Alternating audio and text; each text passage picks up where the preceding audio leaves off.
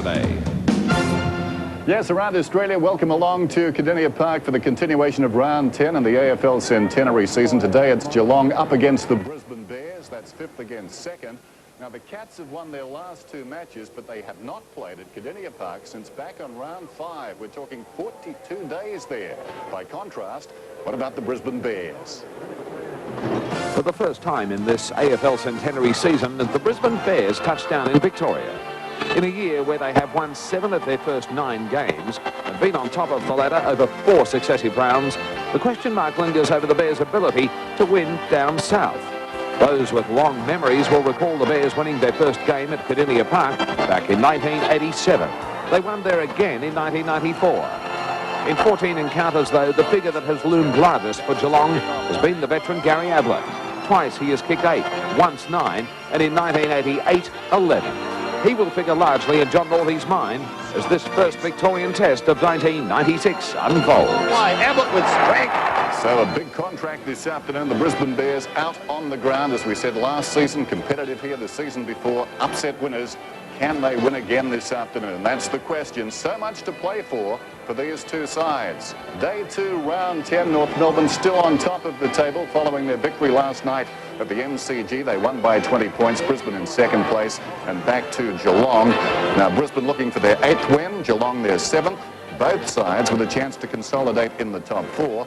And also tonight, we've got a game between St Kilda and Essendon. This afternoon, Carlton go against Richmond and Fitzroy against the Swans. The AFL centenary season, proudly brought to you by Mitsubishi Motors Australia, Qantas, the Australian airline, Foster's Lager, Mobil, Nike, Coca-Cola, and McDonald's. Joined now by Jared Healy. And Jared, we've made the point the Bears have reason to feel reasonably confident coming to this ground as the Cats arrive at Cardinia Park. Good crowd too this afternoon. There's the man Gary Ablett, missed the State of Origin last week. Fit this afternoon, a full squad as far as these Cats are concerned, but the Brisbane Bears have done well here. Yes, I think their form at Cardinia Park has reflected their rise to a power in the AFL, and I think we're going to get an outstanding contest today from two sides that have almost got their best combinations on the park this afternoon. As I said, a full list to choose from for the Cats. They have made one change. It was unforced, but Tanner comes in at the expense of Kilpatrick. Tanner, of course, was missing through suspension. They've got a very settled line-up, the Cats, and they're looking very dangerous. Barnes, Hocking and Pickering in the middle. Ablett, Brownless, and the improving Lee Colbert, who just keeps getting better and better as the season continues. Give them a 3-pronged forward setup, and Stoneham in defence just gives them that added touch of class, with Ben Graham to return from injury after a game in the seconds today. Well, it's a game featuring 2 ageing full forwards. We touched on Gary Ablett, but Roger Merritt gets a chance. Alistair Lynch is out of the Bears team. He is, and unfortunate for them, but age shall not weary these champions, as we see Big Roger on screen. I wonder... I like that. Yes, you can use that one. I feel better. Work on it. But the Bears have made 3 changes. They've brought in Gilbert McAdam, Keating and Tristan Lynch. Out goes Alistair Lynch, Craig McRae, who has a hamstring, and Sean Hart was an omission. And those 2 players rob them a little bit of running power, so that's an area where they'll need to look at. They do have a chance today to really bury the skeleton of interstate travel, and when you consider they've got a couple of months of matches in Melbourne coming up, this would be a great chance to put it to bed once and for all. And what about the secrets, the key matchups this afternoon? Well, I think Gary Ablett always figures prominently when we talk about matchups, and they'll need a champion on him, and hopefully he can do a good job for the Bears there. Voss is, we believe, carrying some sort of injury. He'll have a tough role against Simpson, who would probably tag him, and Matty Clark and Barnes in the middle will be a great duel, as will Justin Lepich against Barry Stoneham at the other end of the ground. Okay, should be a good duel. There's the man they need to stop, Gary Ablett. And the man with the job, Richard Champion, conceded 5 goals against WA last week playing for South Australia. Prior to that, played on Tony Lockett, who kicked 11. Good luck. Game of the day from Cardinia Park. It's Geelong and the Brisbane Bears. We'll be back shortly. A terrific afternoon back here at Cardinia Park. Sun shining brightly. There's Grant Vernon, one of our 3 this afternoon.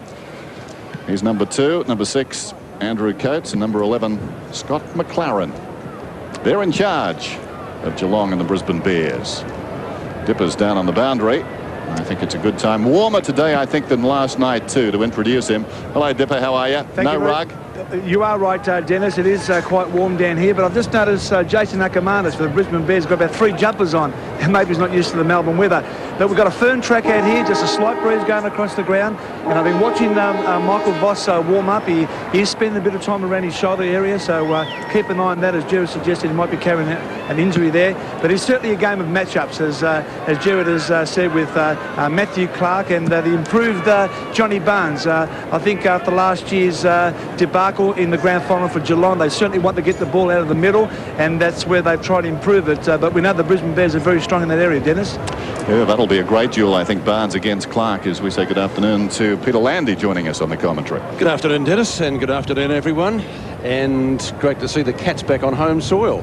Been a while. What, 42 days, we said at the outset? They've only played 2 games here, and they've won both of them. They won by 3 points against Richmond. Gary Ablett wasn't playing that day, so he's only played 1 home game. Well, he missed 5, didn't he? That's right, through suspension. So there he is. He was very keen to play in the State of Origin game. Make no mistake about that. Left it till 11 o'clock, I think, on the morning, didn't he, Jared? That's right, and it was unfortunate that he couldn't play for Victoria. However, he gave it his best shot, and you can ask no more of anyone. Let's make a selection, starting with you, Pete. Who do you like this afternoon? Geelong at home, Dennis, I think pretty good things. Jared? Well, I like both sides, to be honest, Dennis, and it's a bit of a toss-up. But you have to stick with Geelong, I think, at Cardinia Park. But bear in mind that this Brisbane Bears have taken all before them over the last few months. And I think we're in for a crackerjack game. Well, I've got to say, I saw the Bears a couple of weeks ago before this state break. There's the crowd. A very good one here at Cardinia Park. I saw the Bears go under to the Sydney Swans. They didn't fire a shot that day, so they'd be due to play better. But coming off that performance, hard to tip them here. There's Scotty McIver. Returned for his first game against the Swans. Cats bench. As selected. And their runner this afternoon would be Philip Walsh, who won the inaugural Best and Fairest with the Brisbane Bears. Interesting, because I think Adrian Fletcher, from memory, made his debut. There's the matchup. Down forward. Adrian Fletcher made his debut for Geelong against the Bears on this ground. Of course, a Bear this afternoon. So away we go. Barnes and Clark are key to this game. Neither one touched the ball. Riccardi wide of the pack gathers it, dragged off it. In goes Fletcher, claimed immediately, and a whistle. And good to see Paul Couch starting in the middle of the ground. He has been starting from the bench for the last couple of months. He's a player who had, I think, in the vicinity of 27 possessions in a half of football last outing. Rugs go at it again. Well, in fact, they don't. They come across to Hawking. Hand passes out wide. Couch tried to knock it forward, left it behind. Lambert to Voss, off his step, chips it out wide. Nicely done. Ackermanis down towards right half forward. Bit of contact on the mark too. He kicks inside the 50. Barnes on his chest. He's very happy. Brandishes the football. Johnny Barnes gets away with a quick hand pass. Stodham playing at fullback up to Mansfield. Mansfield from left half-back. Delightful conditions here at Geelong today. A little bit of a shower on the way down, but that's well past us now. Andy Buse against his old side, out of bounds deliberately. Fans ask the question, of course. The answer from the umpire is in the negative. And it appears that Matthew Kennedy has got a pretty big job on Lee Colbert, a fellow that most pundits have got down as a future star of the AFL. 21 yesterday, Lee Colbert 2. Riccardi, a quick kick. Scott overruns it. Ball flipped up. Brewer, Hocking, almost a toe poke. McIver. Ball back towards midfield. Important possession here. It's going the Bears' way. Fletcher kicks up inside 50. Merritt overruns it. Barnes the opportunity to pick it up. A good shepherd behind play. There might be a free kick.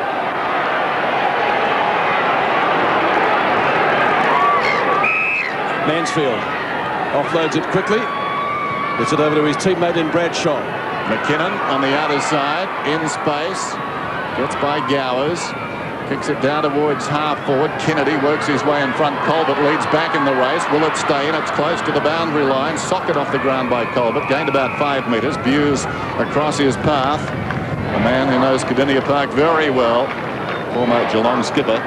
Interesting matchup in defence for Geelong. They've got Michael Mansfield picking up Justin Lepage, who would have a few centimetre height advantage on him. Dipper basking in 12 degrees down on the boundary. Mainly fine. Bit of cloud about. Clark reaches over the top. This is Couch. And Couch again. Nicely done to Brewer. 35 metres out. Heads for home. Behind. Didn't miss by much. Shane Brewer lively. Needs watching. First score of the game. Richard Champion. Tough customer. Some indecision. Scott is short. Goes wide. McIver hard against the line. Plays on immediately. Bewes running up from the back pocket. Kicks it high towards the wing. Barnes favoured by the kick, but the boundary line wins. Out of bounds on the full out there. John Barnes with the free kick. No goals on the board yet. He can kick long, but he's a good kick and a half from goal there. Closer to the wing than half forward. Unloads with a bob. Ablett, the flyer from behind, didn't get a chance to really grab it. Bears are going to run it out. Nakamatis. Ashcroft. Voss. Down towards Lepage. He's got a paddock to move in. Lepage inside 50. Shocking kick. Or was it a good pass? Merritt right on the behind post. If it was a pass, it was well directed, but of course he led very deep into that pocket. Moves around, kicks it goal. That's not bad. He might have done that. He's got it. 5 points the margin then. Over the top, Clark slaps it down towards half forward. This is Sanderson. Brings it across the ground into no man's land. Coming up to mid at Kennedy. Gathers it pretty well. No, had it then lost it. Flicked it in front of his body. And across the line it goes. And he gets a flick. Colbert, little shove. And as you see there, Kennedy, his opponent, they've actually dragged Trent Bartlett up to the half-forward line. He normally plays at centre-half back, or has done over the last few months. He's being picked up by McGrath. And Darryl White across half-forward, making a tall half-forward line, has McKinnon. Clark, the backhander. Pickering, surrounded. Scott one side, Fletcher the other. And the ball up in the bright sunshine on the wing. Breeze picking up a little, going across the ground, but favouring the left of screen. Clark, was it a push in the back? Yes, it was. Brownless will get the free on the wing. Billy Brownless. Pushing up the ground. Not much doubt about that. Grew up barracking for Hawthorn. Probing kick down towards half forward. Gowers a hand to it. It falls behind. The hand pass from Barnes to Hocking. Robbed of the ball by Scott. Boots it towards the outer side. Runs on having pitched. Out of bounds. Good sprint by Lambert to try to get there, but the ball had a little bit of a break on him. Betting today on Sportsbook, Geelong 9-2 on, and the Bears 11-4, which is not really too bad in the two-horse race. Lambert taken high, not according to the umpire. Fletcher. Couch has got him. Did well to get a kick. Hocking. Now McGrath, just wide of the square. Hall got underneath it. Dick Voss. Hall butters up well. Champion's got him. Ball jarred free in the tackle. Still Dick Voss away from Burns. Well, just about. Kicks up towards the half-back line. McIver late on the scene. Lambert onto Scott. Scott from centre half-back. Bears playing with a lot of confidence so far in the first quarter in their first Victorian outing for the year. Down to Merritt, who's already kicked a pretty handy goal. He might make it 2. Chance to steady. McGrath's got him. Kicks. Off target. And the ball just meeting Justin Lepage over the line for what turned out to be a minor score. So Roger Merritt has 1 goal, 1 against his name so far. And that's the Bears tally with 15 minutes left in the first quarter. Long wait for the kick, wasn't it? Well, to be fair to Roger, I think he was looking to give the ball off, in particular to Jason Ackermanis. But he's being picked up by Scholl, and he did the defensive work very well. Stoneham from half-back. Geelong veteran out to Fletcher, and Fletcher takes the mark out there in front of the birthday boy. In Lee Colbert, and a quick hand pass. Kennedy. Just forward of the wing then, kicks back inside the 50. In from the side, Stoneham, Hartney. Good mark, crowd loved it. Plays on from on his knees. Scholl walks, comes back. Simpson, they're in trouble now. Sanderson took his eye off the ball. It's 15 metres out. Ackermanis could punish them, pulls it back and kicks a goal. That was terrible by the Cats. Cattery Park, good bump by Hocking. Lambert a chance to pick up the crumbs. Does well, shoots the hand pass out. Ashcroft up to half forwards as far as they're going on this foray forward. Up to midfield. Ball jarred free in the tackle, picked up by Voss, but there is going to be a free kick. It's going Geelong's way. The recipient is Shane Brewer. And his opponent is Michael Voss. So Voss starting on the half-back line. Sanderson makes the lead. Not too much closer to goal. And you'd suggest too far out to score. Drop punt to Ablett territory. Oh, Beers mark. Hard. Now the Bears playing with a lot of confidence so far. Clark and Colbert. Under the Cats' second home game at Cattery Park this year. They've won both of them. Won by 3 points. That was against Richmond when Ablett wasn't playing, serving one of his 5-week suspension. Good mark. Good mark taken by Simpson, so maybe he's forgotten about that little mistake already. There's a wrestle just off the ball. Bartlett and Mansfield exchanging pleasantries. Umpire says play on. Burns will do just that. Couch is out of bounds. So it will be thrown in about 45 metres from goal. Geelong's left half forward flank. Before this, I would reckon close to capacity crowd at Cattery Park. What about the little bit of genius there from Ronnie Burns to fake the give to Couch and just pull the ball backwards, maintain possession, and then unloaded it once again. Boundary throw in just inside the 50. Hall is there in front, knocked away by Clark. Hocking slipped over. Kick from Sanderson, goes about 15 metres, very high, bounces off the chest down there of Pickering. Sliding in is Lambert. And a whistle, so a ball up about 40 metres out now from Geelong's attacking goal. They're down by 12 points, the early going of this opening term. Just under 13 minutes till quarter time. Great atmosphere as the crowd trying to urge their Cats on. Clark clearly kicks towards midfield. Mansfield has to wait. White bearing down. Mansfield runs on. Kicks back inside the 50 but fell as he was kicking. And as a result, Ashcroft takes the mark, plays on, feeds it out wide, bounces obligingly for Dick Voss to Voss, running down towards the wing. Michael Voss, all class, kicking towards half forward. Give him a wrap, knocked away by McKinnon. In front out there is Fletcher. Couch foxing for a free. McKinnon comes again, gets the hand pass away. This is Hocking, battling a teammate. Riccardi spins out of trouble. Nicely done. On the overlap, McKinnon, shocking kick. Dick Voss stopped it, and back come the Bears. This is Lappin. Lappin's kick. Up towards White. He steadies and goes for Fletcher. Unmarked. Too far out to score. And kick inside 50. Ooh. Merritt on the lead. Might have been taken high. Gowers. A little flick to Fletcher. Player on his own is Justin Leppich. He goes at goal. Kicks from 15 metres out, and he's kicked the Bears third. Well, they couldn't have wished for a better start. 3-1 to 1 behind. They've played 7 times down here, these two sides. The Bears have won 2 of them. Yes, a fantastic start to their Melbourne campaign for this season by the Bears. Leppich is proving a bit of a handful down forward, giving Mansfield a bit of work to do. Midfield matchups at the present time. Scott with Hocking, Fletcher with Couch, Pickering on Lambert.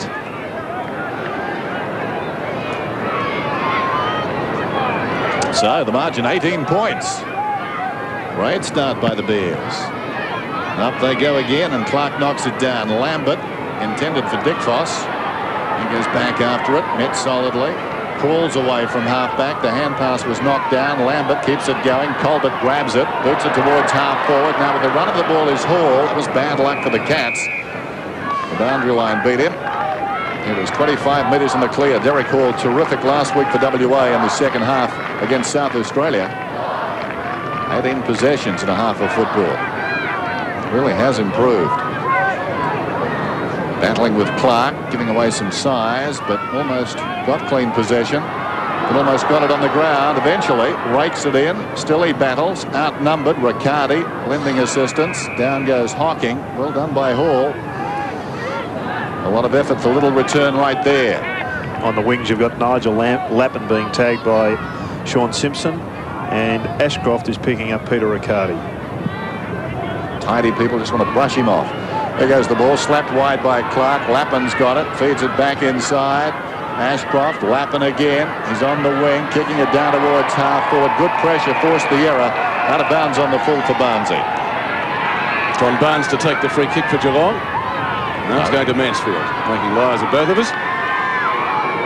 Short of the centre wing position. Almost halfway through the first quarter. Mansfield's kicked to half forward, marking contest. You can bring it down. Hughes against his old side. Now it's Kennedy. Kennedy, not a great kick. Field kicking at both sides. Left a little bit to be desired. Lepic, a chance for his second. He gets it onto Fletcher. Fletcher off one step, goes at goal. It bounces, and it bounces through for another one. That's their fourth. Points the margin. Terrific start, working up into a gentle breeze. Pickering kicking down towards half forward for the Cats. Storming up the ground, McIver. Nicely done. Settles. Kicks towards midfield, intended for Clark. It was wide of the target. Riccardi coming up to meet him. Bartlett had it a while. Slaps it out. Ackermanis, nicely done to Ashcroft. They look so much sharper at the present time, the Bears, than the Cats. Spilton defence down there. McKinnon anxious to make amends. Battling in there also Stoneham. McKinnon grabs it. Kicks it towards the outer side. On the full. Clark will get the free. He's been everywhere so far. Deep in defence and now at left half forward. Matthew Clark, quality player, goes for distance. A centering kick. Big leap from behind White. Mansfield, well, that was cheeky. Thought about claiming the mark. Away comes Hocking. On down the ground is Couch. Couch has got it now on the wing. Plenty of runners inside, but behind him slightly, so he kicks Derek Hall in the true centre-half forward position. Where's Ablett? Pushes off Champion. Vacant goal square. Ablett goes back. Taylor May, Champion in trouble. Well played. He was always battling there. And in the end, he came back hard and made contact with Ablett. And that was enough to prevent the champ taking the mark. Confused, aren't you? Slightly. Don't ask me to explain. Here's Champion. Richard Champion has had his hands full in recent weeks. Some of the top names. He's got probably, or arguably, the top one today. Burns. Snap at goal. That's the catch first.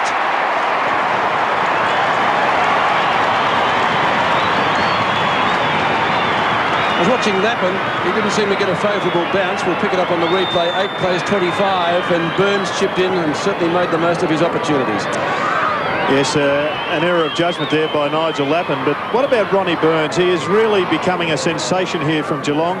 It reminds me somewhat of the time when Wayne Johnson burst onto the scene coming out of VFA ranks back for Carlton in about 1979. I think he played in a premiership in his first year. Ronnie Burns getting Geelong's first goal. Burns from St Mary's in West Perth. And a great pickup for the Cats this year. Simpson off the ground. Kicks into space at half forward. It's a foot race. Voss. And the Bears again through Scott.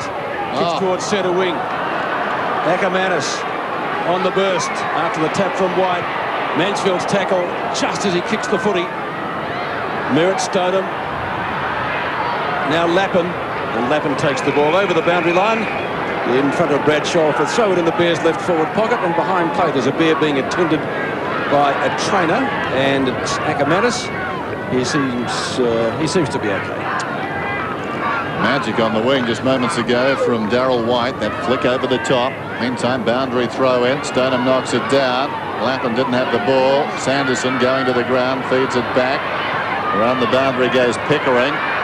Did it stay in? Was it touched? I think it may have been touched across the line. Cardi out there, the target. So boundary throw in, out of side, right half back for the Cats, who are down 8 to 25 going on the breeze. Interesting the way that both clubs are using their attacking wingmen. Both Lappin for the Bears and Riccardi for Geelong are almost playing extra midfield roles, going wherever the ball takes them.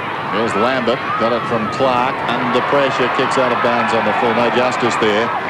Clark has started very well at their last meeting. Barnes dominated that duel. think from memory had something like 14 hand passes during the course of the game. Stoneham towards the wing. Barnes, as if on cue, strong mark. Feeds it out wide. Scholl under pressure, got it away quickly. Sanderson from the wing down towards half forward, intended for Billy. Brownless couldn't hang on. Dick Foss left standing, confronted by Brownless, and the ball spills out of bounds. Good second effort there by Brownless. Dropped the mark, perhaps should have taken it, but then he got up and applied the tackle, forcing the ball out of bounds. Interesting matchup with Billy Brownless. Scotty McIver, a player that we thought was going to finish out his career as a forward, down in defence.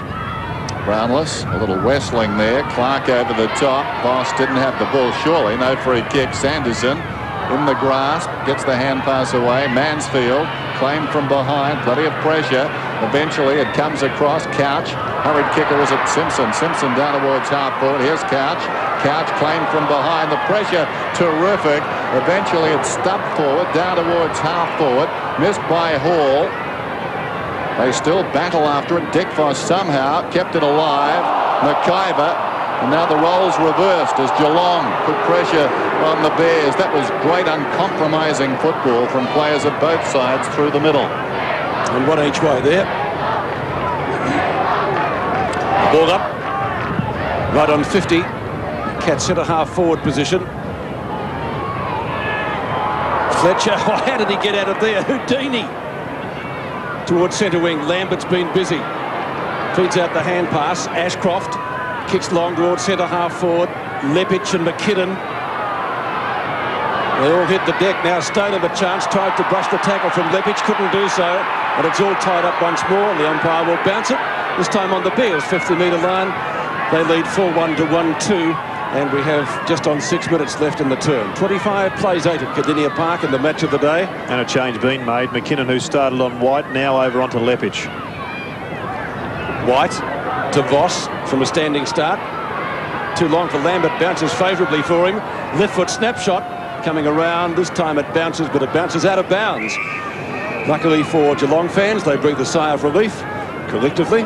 And the throw in right next to the behind post in the Bears' right forward pocket. So that becomes a straight swap. Michael Mansfield now picking up Darryl White.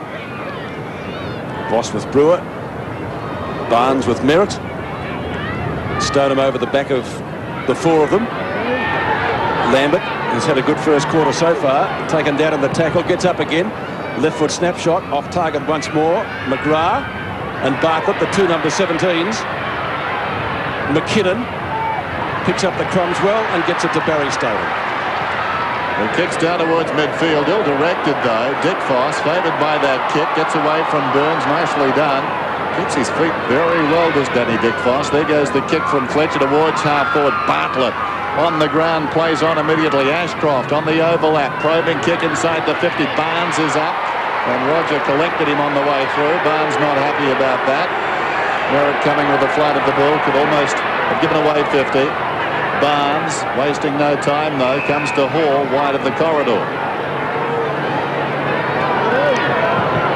Hall towards the wing.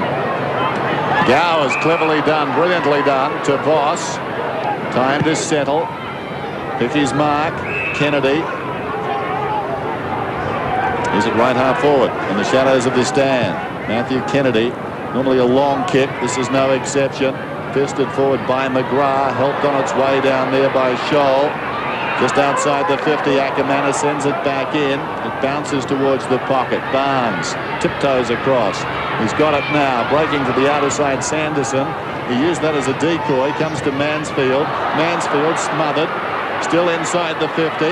Gets by White, back to Barnes. Last time they did that, they conceded a goal, not this time, although Sanderson was involved.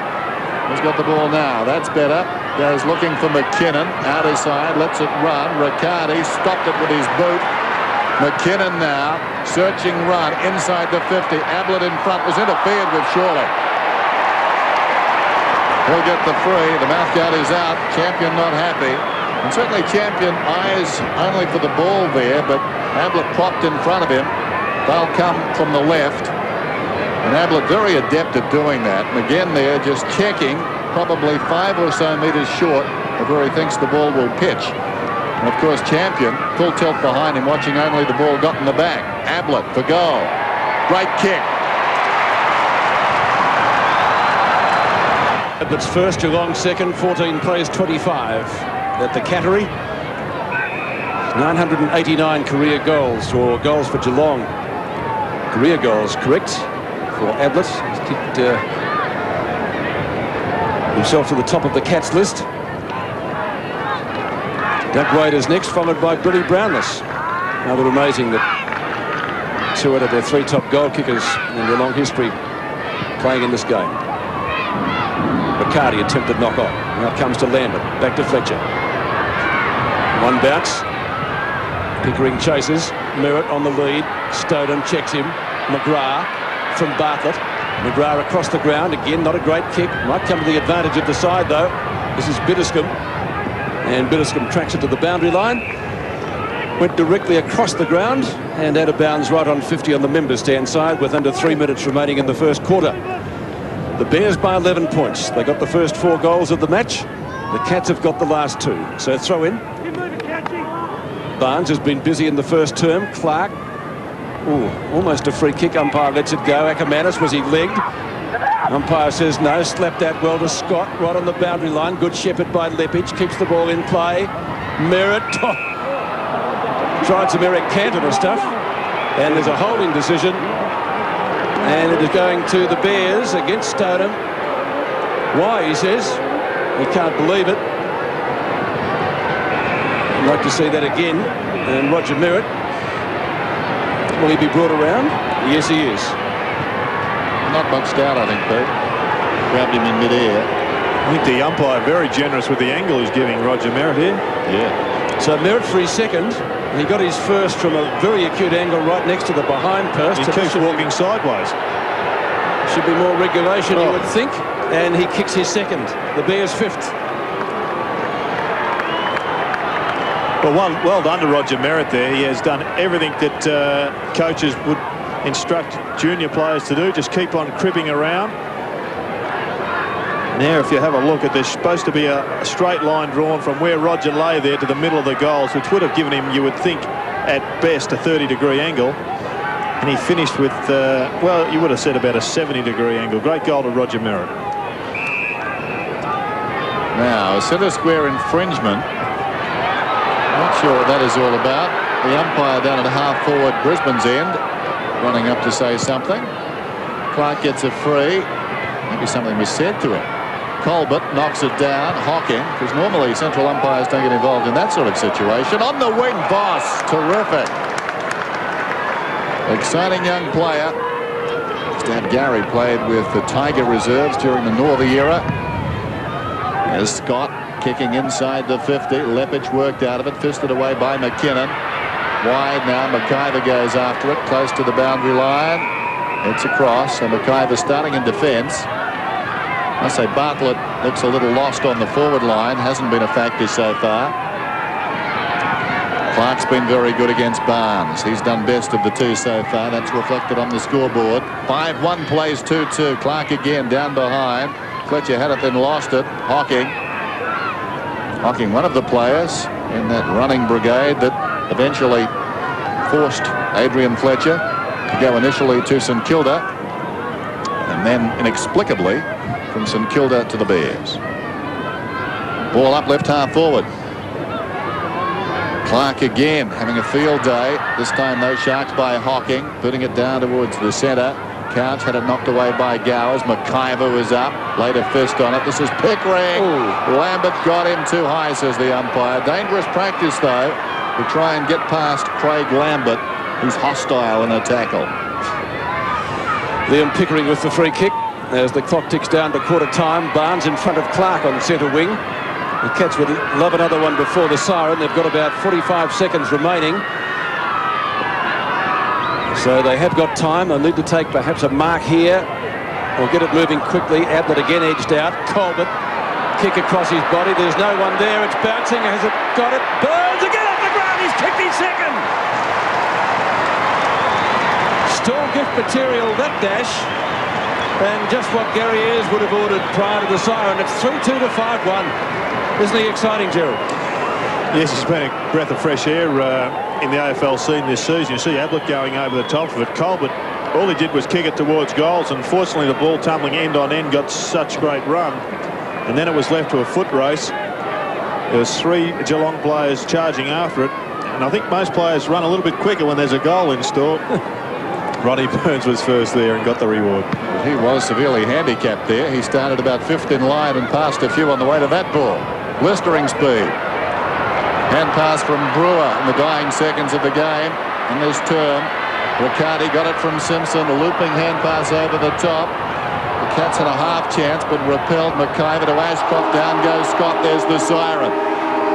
So the chance goes begging just before quarter time, but the Cats looking to get the appetite late in that term. There's a man with 2 goals, very dangerous on the forward line. We knew that coming in. He's so lively and really carving a niche for himself on the Cats forward line. Gary Ablett, of course, the man that still all revolves around. He's got 1. It's been a little bit feisty down there between he and Richard Champion. And the Brisbane Bears, I think, would be happy with that term, although the signs late, just a little discouraging. Adrian Fletcher 8-1, and his teammate there 6-2. Voss has also been pretty busy, Dennis. And I think Chris Scott doing a pretty good job on Gary Hocking with 6 possessions as has Chris Scott. So they're neutralising themselves in the middle of the ground. Brisbane 5-1, Geelong 3-2 at quarter time. Brisbane up by 11 points. Roger Merritt's bitted 2 goals for them, and for the Cats, Ronnie Burns has got 2 goals. 5-1, 3-2. Another match is being played this afternoon at the Optus Oval. Carlton lead by, 7 points at quarter time. 3-4 to 2-3. And at the Whitten Oval, Sydney getting a flyer. More importantly, Tony Lockett's got a flyer. He's got 3 of those 5, and they lead 32 to 12. Let's go down to the boundary and Dipper. Thanks very much, Dennis. As Gary has really expect Gary has to explode, and he certainly did. He questioned some of the players who were playing state football last week about responsibilities. He congratulated them about playing state football, but when it's back here, you're going to have the same responsibilities. And he thought the side was very loose around the ground, and also the Bears are very, very hard at the ball at the moment, Dennis. Absolutely. Thanks, Dipper. Just checking that game, Carlton Richmond MCG. Started the second term, 5-1, 3-2. Clark, he's been terrific. Gets it away. Fletcher's kick smothered. It comes back to Kennedy. Dragged off it. Fletcher, a second chance. Does better this time. Out wide to Voss. He's away from the wing. Inside the 50, McKinnon and Lepich. Almost the ladder. It hits the deck. Brilliantly picked up by White. Kept it alive. Bartlett, great tackle. McGrath got him down. Bartlett ties it up, though. And that's a pretty good result as far as the Bears are concerned. So a bounce about 35 metres out from goal. He's pushing across the ground towards the outer wing. Clark didn't have it. Ackermanis, was he pushed in the back? Close to it. McGrath's hand pass only as far as Merritt. Clark picks it up. A lot of big bodies in there. Lappin left without it. Diving on top of it, Hocking, with him Lambert. That'll be slow to come out. So a ball up. 3 and 7 Lambert stats. He's been very busy. They were in top in the middle the first quarter, the Bears. Adrian Fletcher 8 and 2. Hocking, a little give to Mansfield, almost a throw. Ashcroft traps it well. Opposition from Hall. Gowers, a juggle. Did well to get a kick at the footy. Scott couldn't take it. Tackle a pipe by Colbert. Ball jarred free to Burns. Oh, Dick Foss did well. Knocked the ball clear, then grabbed him, but he was held too long in the tackle. Now Ronnie Burns bounces this ball. That's an incorrect decision from the umpire. That should have gone the other way. The rule that was changed for Kevin Bartlett, who is a master at that. He and Darryl Baldock. Ablett. Clear of Fletcher. 3 second. Shoots, and it's coming back. Yes, he's got it. Got 1 in the first quarter from the free, and now 1 in the second. Geelong up to 4-2, and the difference back to 5 points. Well, the Bears are a little bit unlucky there because the umpire was unsighted, and also not many men can bring the ball back this way. Brings it back into the wind there, Gary Ablett. The old in-swinger. Yes. Only Dennis Lilly and Gary Ablett could do that. The game tightens up. 5 points the difference. So the last 10 minutes of the game have been very good from the Cats' point of view. Away comes Lambert, kicks it down towards half forward. Stoneham nudged out of it. Play on's the call. Roger Merritt leads back. He's 52 metres out. Throws it on the boot. This could bounce on. It's close. Wrong side of the post. Good effort from deep in the pocket by the veteran. The oldest man going around in the AFL. McKinnon. Some indecision. Now goes for distance and gets it towards the outer side. Mansfield was up. Lambert never stops. Crashes into the pack. Hocking falls on top of him. That's an interesting duel and one that bears watching. Craig Lambert looking up bewildered, wondering why he didn't get the free kick.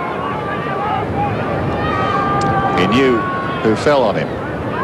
Here's the bounce. About 75 metres out. Crashing in was Barnes. And a belated whistle. It's going to be a free kick to Clark.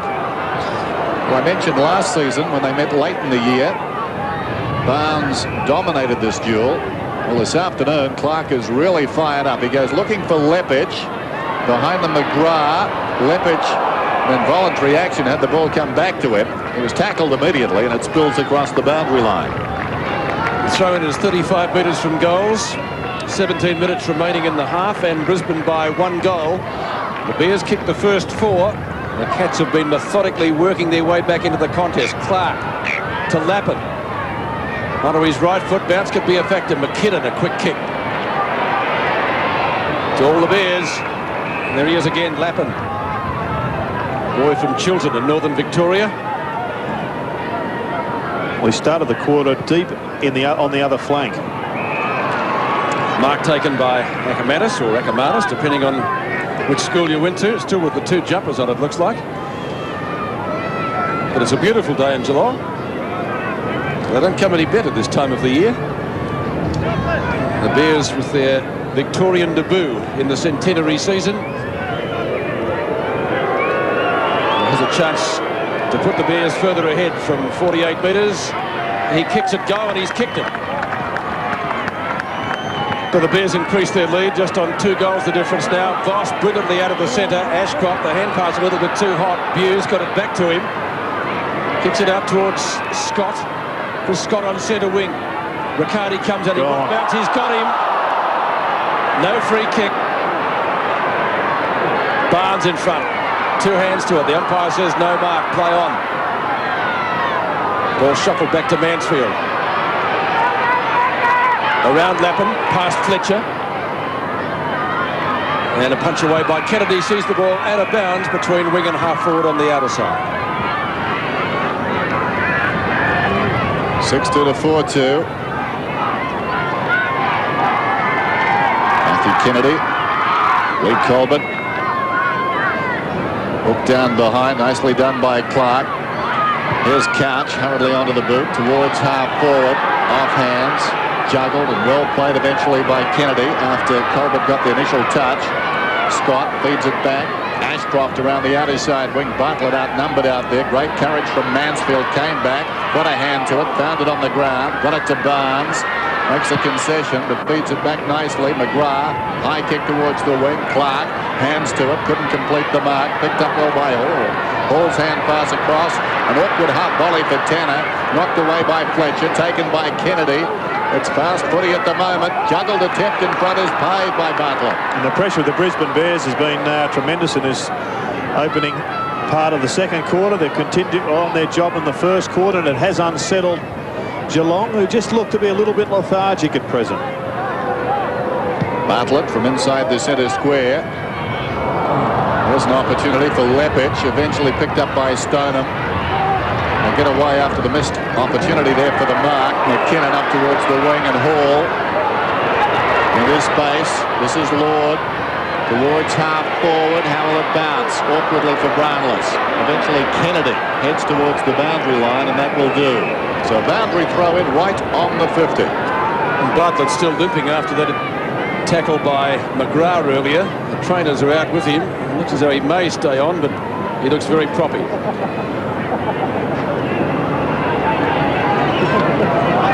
Doesn't look good, does he? Brownless in front. Haven't seen too much of him. Hocking to Brewer. Not a great hand pass. Brewer does well. Now Burns takes it from Lord. Oh, pinpoint accuracy with the pass, and Billy says thank you very much. Oh, the Brownless of old would just about kick this. 430 career goals behind him. He'll be kicking from about 55 metres. He's given it a decent old roost. He's got the distance without any problems at all. The accuracy leaving a little bit to be desired, and one behind. Kicked by the Geelong champ, his first score of the day. It's 4-3 to 6-2, and the difference back to 11 points in favour of the Bears. 13 and a half minutes remaining in the term. Lappin kicks in. Clark. Oh, beautifully done. Ashcroft. Merritt. Now Lambert. In trouble. Riccardi's got him. Still he goes. Leppich. Tanner. Fletcher did well. Hand passes into space. Couch. Almost ate some Cardinia Park turf. It's out of bounds. No, it's not. It's going to be a bounce. There's a couple of tackles that Peter Riccardi has been pushed off from in this last couple of minutes. He's corralling the player well, but just not coming in underneath the arm. Clark goes up, beaten by Barnes this time, who thumps it across the boundary line, having a terrific opening half against quality opposition. So a throw in just outside the attacking 50 for the Brisbane Bears. Up 38 to 27. Lambert, his 13th possession. Falling to the ground, Merritt. Gets it away to Lappin. Lappin kicks inside the 50. Mansfield, juggled attempt, terrific mark. Out of bounds. Juggled across the line. He won't be happy. Boundary umpire conferring with his central umpire. Juggled over the line, if we can lip read. Well, it's an interesting decision, this one, because obviously the umpire had to confer as to whether he paid the mark because of the second juggle or the third juggle, which appeared to be over the line. Sure, he made a comment about the Pascal blue as he gave it back. There's the throw in. Stoneham in front, hand on the shoulder. Should have been a free. Buse. Ball spilt. They're going in pretty solidly. Missed down there by McKinnon. Brewer plays it towards the line. It's not out when they wanted it out that time. White, hurried kick. McKinnon's in the road. Dragged down. Strong tackle applied by Fletcher. Out of bounds and another throw in. Marty McKinnon, the former Crow. They're playing for keeps. Even at this early stage of the season, both eyeing a spot in the top four. One down by Stoneham, sharked by Boss. He pulls it back, hasn't got the carry. They contest about 10 metres out. Leppich a hand to it. Free kick was going to be paid. And eventually McKinnon comes away with the ball in any case. Spots Burns up ahead. Delays the release. Now he goes. Bitterscombe right on the wing. The young cat kicks towards the 50. Didn't look. Scott. The impetuosity of youth. Bitterscombe just wanted to kick it. Scott comes away. Back towards the wing. Tailor-made for Barnes. Took a swipe and missed it. Bartlett roving the pack. Famous roving name. Not quite as quick, although he gets away. Nicely done. The hand pass from White. Lambert tries to go by Couch. Couch had him when he didn't have the ball. Lord picked it up. Mansfield spins out the first time. Dragged down by White. Brewer an opportunity. Diving in there is Fletcher. Whistle and the bounce. It's been pretty hectic as we approach the halfway mark of the second quarter. Bounce just off the edge of the square. Barnes and Clark. Barnes gets there first. He got one high and will get a free kick. Thought about giving it to Mansfield. He may still do. Bitterscombe. Nakamadis stands the mark. Kicks to centre wing. Kennedy over Colbert. Mark taken by Riccardi. Not a great kick. It might bounce to the advantage of Burns. Did well. Bounced off Fletcher. Lord takes it from Tanner. Ablett. The Brownless 55 metres from goal now. He'll be kicking a little bit closer in perhaps than his last effort. And in fact, Bartlett is limping off the ground now, as I predicted, and coming on is Gilbert McAdam for his first run. Yes, there wasn't that clash with McGrath. He never really quite recovered. Now let's see if Brownless can make allowances this time. He has, and he's kicked a beauty.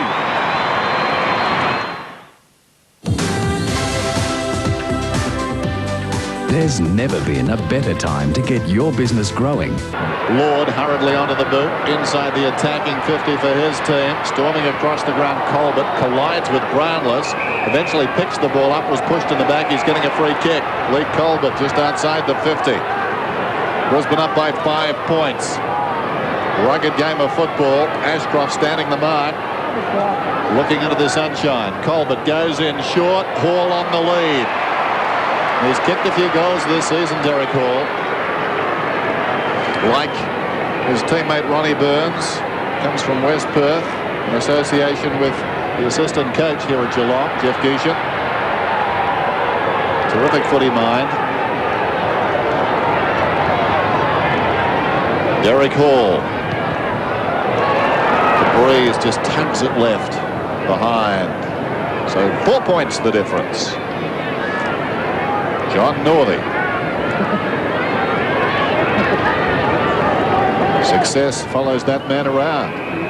To the pocket, here's Champion. He's arguing with everybody this afternoon. That time with Billy on the mark. Lappin's got it. Runs away from the defence. Strong shepherd by Buse. McIver loose. Midfield. Plays onto Ashcroft. They broaden it now. It comes out to Scott. He's on the wing. Chris Scott down towards half forward. Demanding White go. That was terrific. White going. Mansfield going. And eventually it spilled out of bounds. No reward there, but both of them diving at that one as we go down to Dipper on the boundary. Yeah, Trent Bartlett's been taken into the Rouge with an ankle injury. Thanks, Dipper. Probably have a bit of ice on that very shortly. And hopefully he can come back. White, who can do magical things, but caught that time with the footy. Umpire lets it go. Hand pass comes out to Buse. Buse steadies. Terrible kick. Real up and under job. Tanner got a bit of a push out. And the umpire has said, OK, Fletcher, it's your mark. The Labor would be feeling pretty happy with himself here because he's just one Tatslotto. This was just a clear shove in the back. Umpire with a perfect view of it, very lenient. Thank you, Jared. Fletcher for his second. Kicks on 50. That's another terrible kick. And it actually bounces through from behind. Well, they've been a bit lucky, haven't they, the Bears? If White wasn't holding the ball on the wing. Your Father Christmas. Well, I didn't want to say that, but it's a pretty gaudy tie. Turned up in a sleigh today. It's not that cold. Barry Stoneham, who's made a very welcome return after a couple of off seasons with injury. McGrath from Gower's punch, former Morris medalist. The rifleman and halfback Tanner. Hall, great mark. Amazing to think that he only played 2 games with West Coast when he was over there. Couch, former Brownlow medalist. Hocking. Go Scott, a nice little bit of a nudge. That one has been seen. And the umpire is going to give him a free kick at right halfback. The natives restless here at the Cattery, thinking they're getting the raw end of the deal from the men in white, and perhaps even blue. That decision compounded the one at the other end, of course. Look at free kicks. 12-5, Geelong's way. Funnyhagen misinterpret things. Ball out of bounds on the outer side, and it will be thrown in. Gary Hocking. Figures have shown this season travelling sides have struggled with the umpires. Waiting behind, Buse comes away. Running down towards half forward, kicks inside the 50. McAdam. Still McAdam, brilliantly done. Merritt got it down to him. Still McAdam, like a cork in the ocean, was on his feet immediately, but he's going to get a free kick. Taken high as the call. So McAdam only about 25 metres out directly in front. And another missed tackle there from Geelong. The skill of tackling is so important in today's football, and Geelong just missing too many at the moment. This for a lead of 11 points. McAdam kicks through the ball, kicks truly. Goal. It's back to 11 points now. McAdam kicking his first after starting on the bench. There's a whistle. Geelong getting a free kick. And as Dennis just pointed out, though, they are in front in those stats so far. It's going to Peter Riccardi.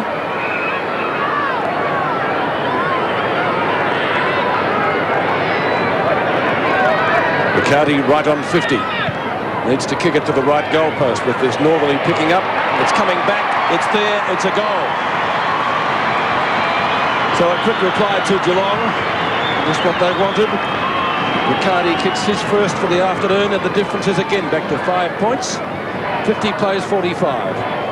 Well, we've probably seen worse go by today, Jared, haven't we? Yes, you would say so, Pete. It's amazing about the free kicks, how many result in goals. Pretty long and a straight kick there from Peter Riccardi. So we're back to a margin of 5 points again. Clark goes up, fists it forward, out wide, a chance for Dick Foss. Couch beat a couple of them, thumped it his way. Clark again, couldn't control it. Fletcher having a good afternoon, pops it down towards half forward, intended for Leppich. McGrath in the road. Read it best off the boot, comes to Lord. He's been lively since coming onto the ground. To half forward in the Hall. Ball runs down towards the 50. Nobody near him. Spears it in for Ablett. Got a hand to it. Couldn't complete the mark. Colbert slid in. Ashcroft, away to Champion. Little pirouette. Just got away. And then scrambles it across the boundary line. All eyes on the umpire. And he says, toss it in. Scott McLaren waited. He's got a sense of theatre. Clark and Brownless, the 216s. Brownless down in front. Brewer spinning, turning, smothered. Off the hands by Dick Foss. Lambert straight across the line.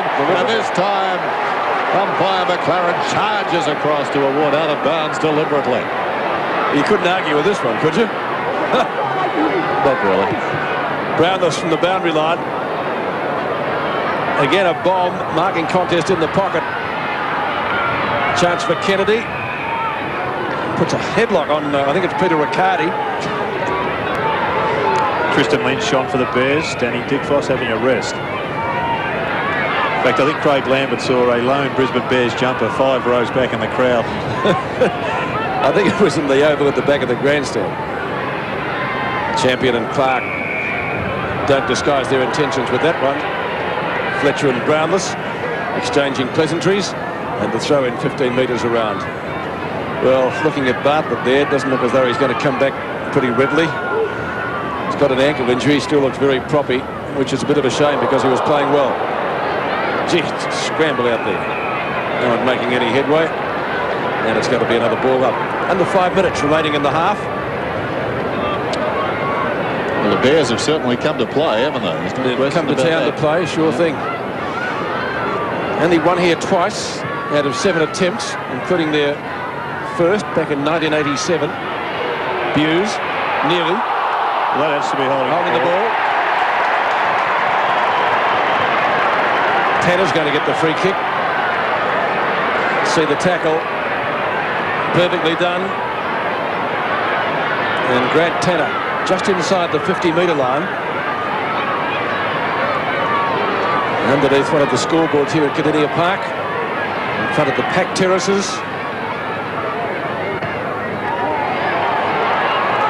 Just a little bit off target. And one behind. Kicked by Grant Tanner.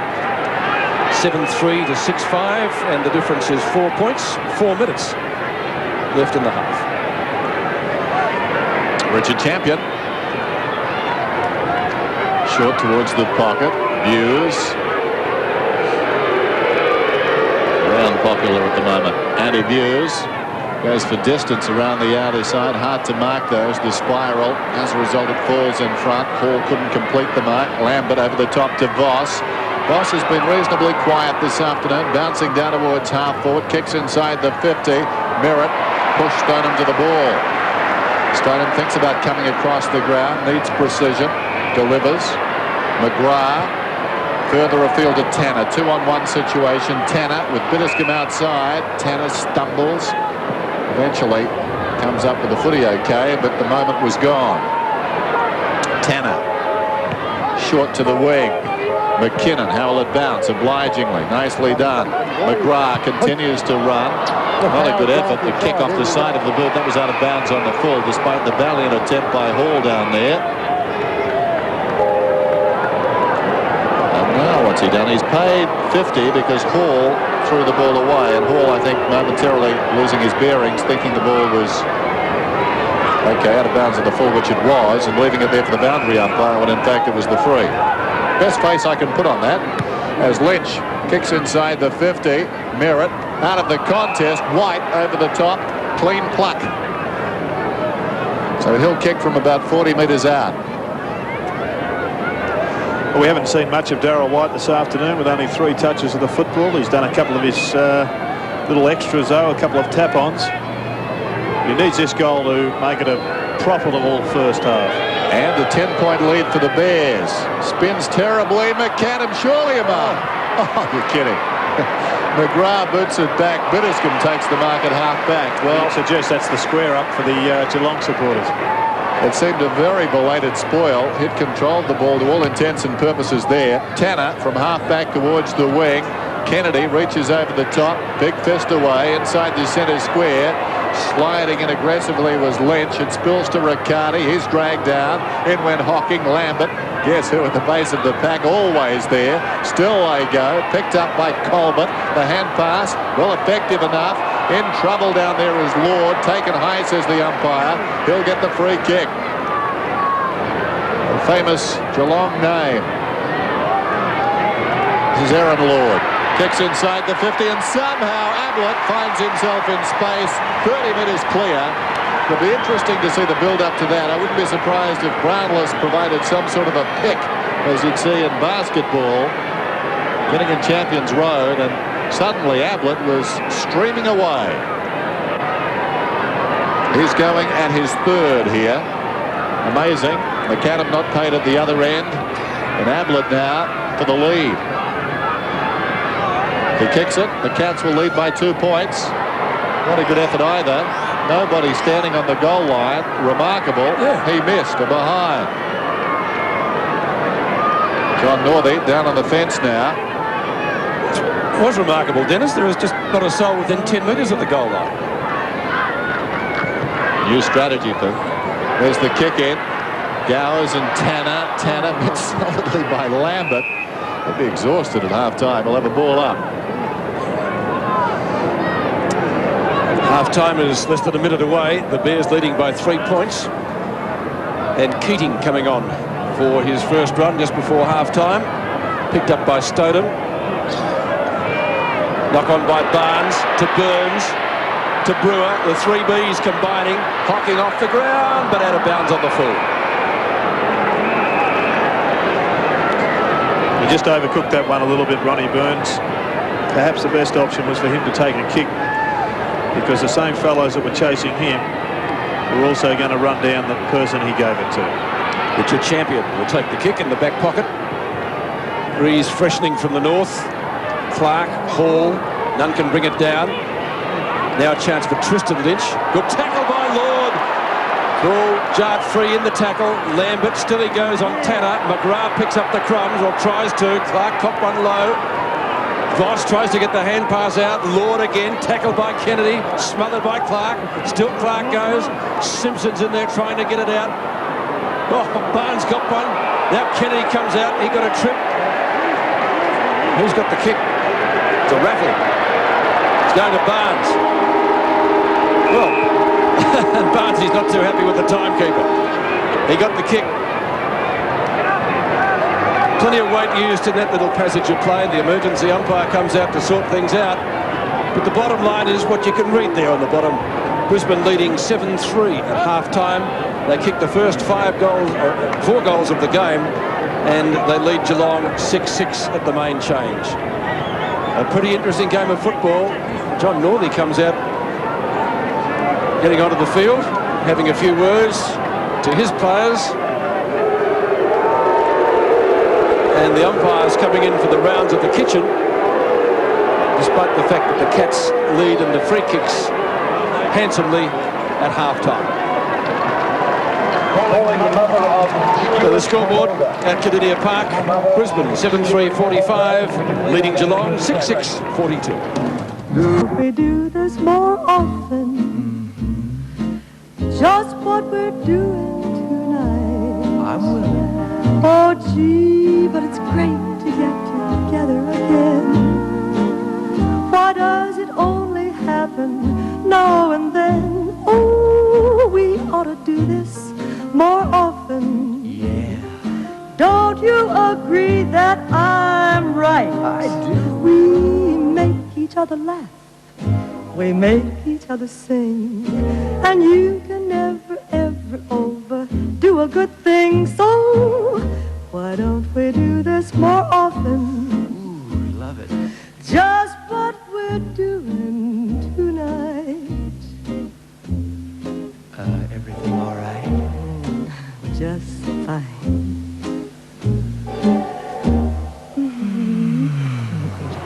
Welcome back, half-time here at Cattery Park, and the Bears lead it by 3 points. Well, Carlton have won their last 4 meetings with the Tigers. They're playing this afternoon at the MCG. Here are some highlights.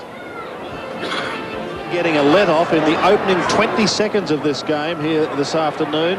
Gale and Deere both in the pack, neither can take it. Camporelli puts it over the top. The hurried kick is by Heaver. A century kick is a good one. They're going to get another chance now because Welsh is marked 25 metres out directly in front. Thanks, Pete. He's made no mistake, though. First goal to Carlton. O.G. Manton's very slow to pick himself up. Carlton will be keeping a close eye on him. Madden caught, plucked it out of the air. Tawney in the thick of things once again. Got a short kick. Oh, like lightning out to Miranda. Miranda snaps, and there's the first for the Tigers. 53 metres out. They're calling for it in the square. That's where Daffy heads. Richardson is there. Directly in front. Matthew Richardson. 20 metres out. Shoots and goals. Bent at the elbows and allowing the ball to come to him. Well, that's Madden giving it straight to Nash. Brilliant attempt by Nash. And he's kicked it. Yep, Nash, Silvani, caught is Sauce. Oh, snap by Justin Charles is a goal. Gets the tap at Bradley roving brilliantly onto the left. Hooks it back to the danger area. Kernahan at the back. Couldn't mark. Here's Rogers. Will he concede? Oh, he gets it. Oh, he should have conceded. Clapper had kicked. I think he's kicked the goal. What a tackle by Sticks Kernahan. Oh, an ordinary kick, a dangerous kick to Miranda, who was covered. And it might get them in all sorts of trouble here because Williams has found Kernahan about 20 metres from goal and all from a bad skill error. A 45-degree angle, 20-metre kick. Goal umpire doesn't move. He's happy. Another one to the Blues. Plenty of action there. Carlton lead by 8 points at half-time, 7-6 to 6-4. Steve Kernahan and Brad Pearce both 2 goals for the Blues. Matthew Richardson, exciting player as we saw. He's kicked 3 for the Tigers. And don't forget, Into Footy. Great show this one, and this week's adventure features the super dad, Billy Brownless, demonstrating how being a father has changed his life. It can do that. And North Melbourne star Corey McKernan shows off his talents as a golfer when he plays around with McDonald's Big Ask winner Daniel Coulon. All that and more on Into Footy. Half-time here at Cattery Park. The margin 3 points the Bears' way. We'll be back to check out Fitzroy and Sydney right after this break. They led by 11 points at quarter time, now up by 3 points at the half. Jason Ackermanis has kicked 2 goals. Roger Merritt has got 2, and singles to McAdam, Fletcher and Lepich. And for the Cats, 2 apiece to Ablett and Burns, and singles to Riccardi and Brownless. Well, Fitzroy and Sydney last met in round 19 last season. You might remember Tony Lockett booted 16 goals that afternoon. He's been in rare form. Let's check his progress. Mellington from just outside of 50. It's going to land in the goal square, so it's one for the high flies. Primus has got it. He's kicked a goal. To space. Maxfield runs onto the ball. Plugger's still one out. Inside 50. Maxfield kicks long, so it's a one-on-one duel. Plugger Lockett versus Malloy. And Plugger over the top. Well, magnificent. Well, Lockett from 20 metres out kicks his third goal. Late in the first quarter here at the Whitten Oval. He's got Grant if he wants him quickly. He thought about it. O'Brien long in the direction of Lockett. From behind, off hands, Creswell kicks a goal. Played some reserves games at St Kilda. Dunkley. The kick sets it up for Fitzroy. Cassidy's already kicked one goal. He's kicked his second. Goes to half forward. Well done, Fitzroy. And the mark here is taken by the man who's kicked to, Brad Cassidy. Luff coming off and kick it on. Mellington, the only chance. Got it! Point blank range.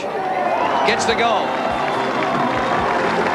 What about those wide shorts? Fitzroy coming back in the second term at Whitten Oval. 6-3-39 to 8-5-53 at the half, so the margin there 14 points.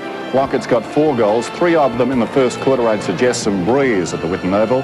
Darren Creswell has 2 goals. Brad Cassidy, the former Docker, has booted 3 for the Lions. Well, the countdown continues. Atlanta is just around the corner now. The Centennial Games commencing July 20.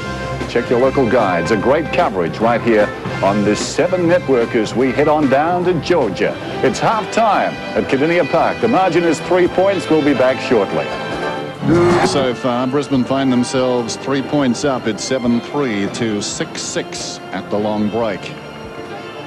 Ackermanis, 2 goals, Merritt 2 goals, and singles to McAdam, Lippic, and Fletcher, who's been a busy player.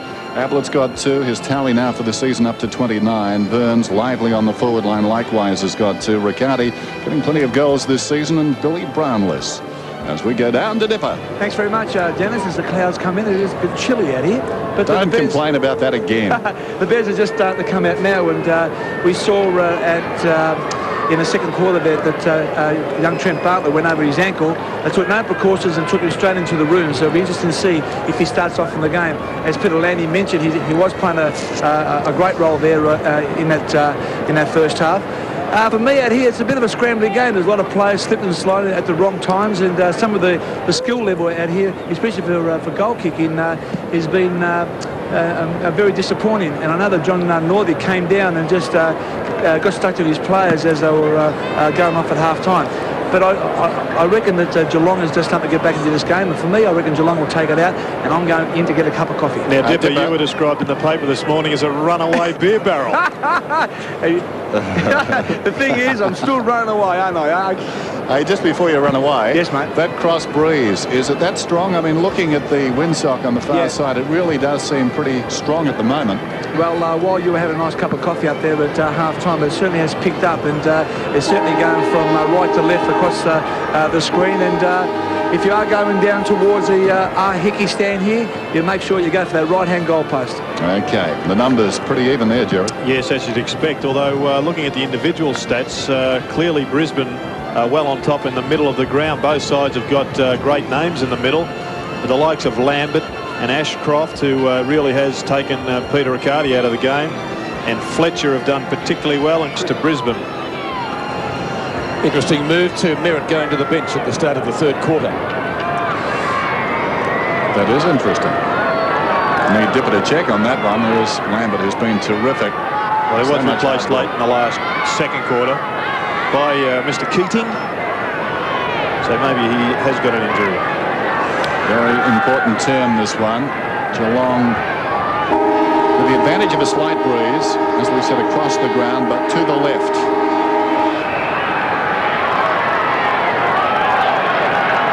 Merritt being rested, we're told. No injury. A little surprising, but I suppose they want a little more mobility up into the breeze. Here's Burns. He's mobile. Comes away from the centre square. Not a particularly good kick. It bounces through about 4 of them. Scott under pressure. Ashcroft sold into trouble. Hocking got him down. Scott keen to make amends. Burns slipped over. It bounces to Clark eventually. Men on for the hand pass. Ackermanis running through the wing. Kicks down towards the 50. McAdam waits for the half volley. Dragged down. Fletcher slid in. Picked up there by Simpson. Moved it about 10 metres. Lambert slid in. Fletcher goes in and applies a tackle on Simpson.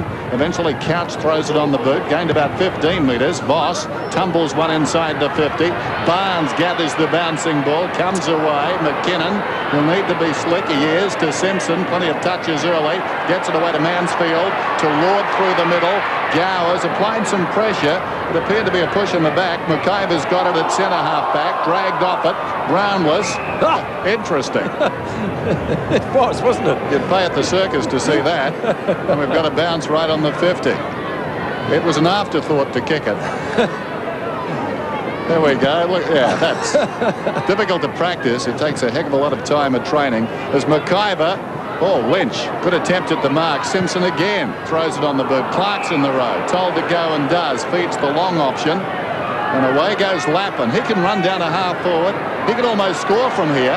Lappin, about 65 metres out. Whoops, left the ball behind, held without it. Bit lucky, although in fairness and technically, he was bouncing the ball. That is a very interesting decision. But you've got to say he wasn't in control. Second one today, Dennis, like that. Jared? Well, I would have played it against Nigel Lappin. Play continues with Hall, an up and under job. Ashcroft and McGrath. It bounces better for Riccardi. He's still in. Keeps the ball in. McGrath. That's a better kick. Gowers a punch. Ball pushed up towards Brownless. It's the hand pass away. Intercepting is Lambert, who's been very busy. Had a brilliant first quarter. McAdam started on the bench. McGarry medalist. Almost Lepage. Tanner. McGrath. Hipped out of it. Tanner goes down. McKinnon. Keating. It's a wrestle, and it's going to be a ball up early in the first quarter. Well, the first quarter started off as bull at a gate pace, and the third quarter much the same. Keating in front. Slaps down to White. Time to steady, measures the pass, and that's not bad. Lepage does it seemingly with consummate ease as the sun comes out again.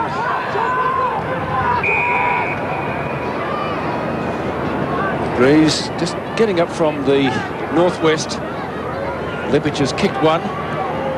He'll be kicking from right on 50. His target should be the right goalpost or thereabouts. He's hooked it a little bit. There's a Bears mark to Lappin.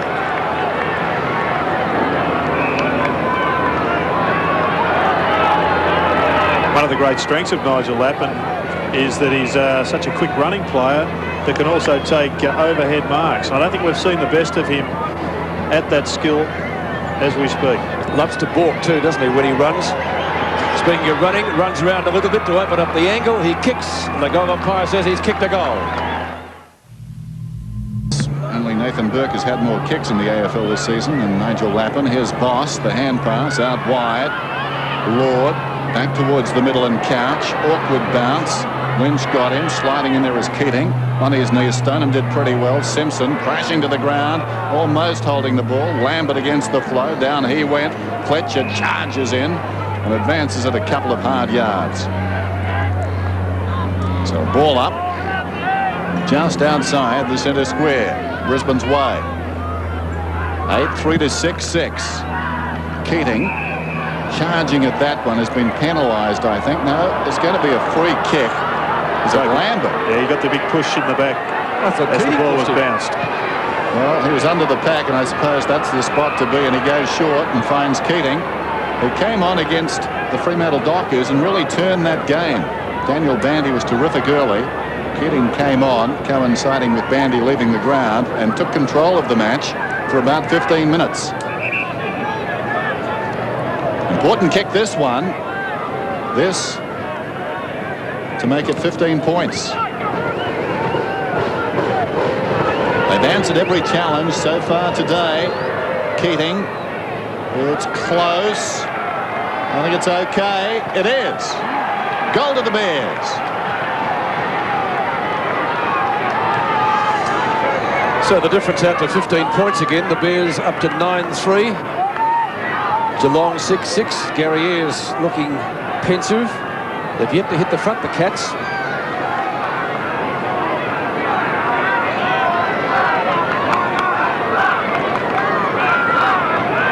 So the Bears getting the first 2 goals of the third quarter, 57-42. They lead by 15 points.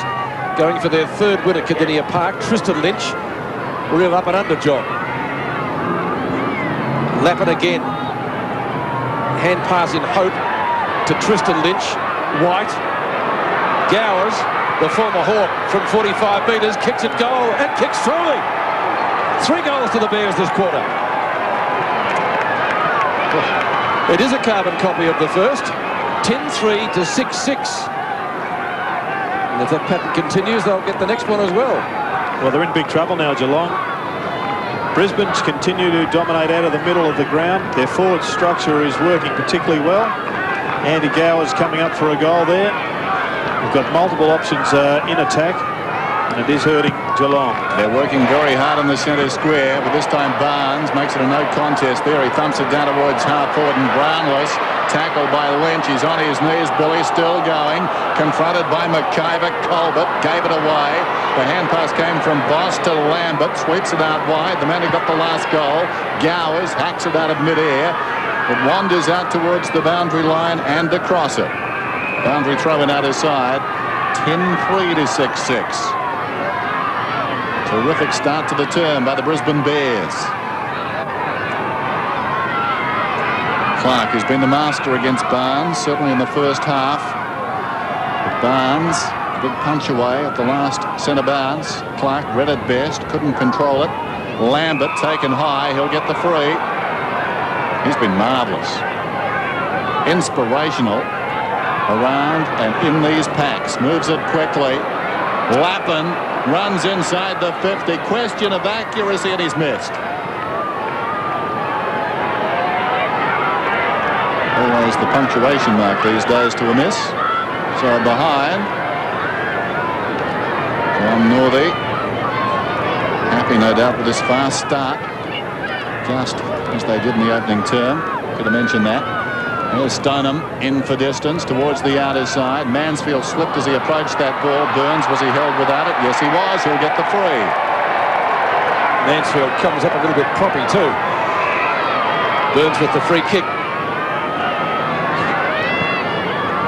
Mansfield is okay. Gary Hocking at half back.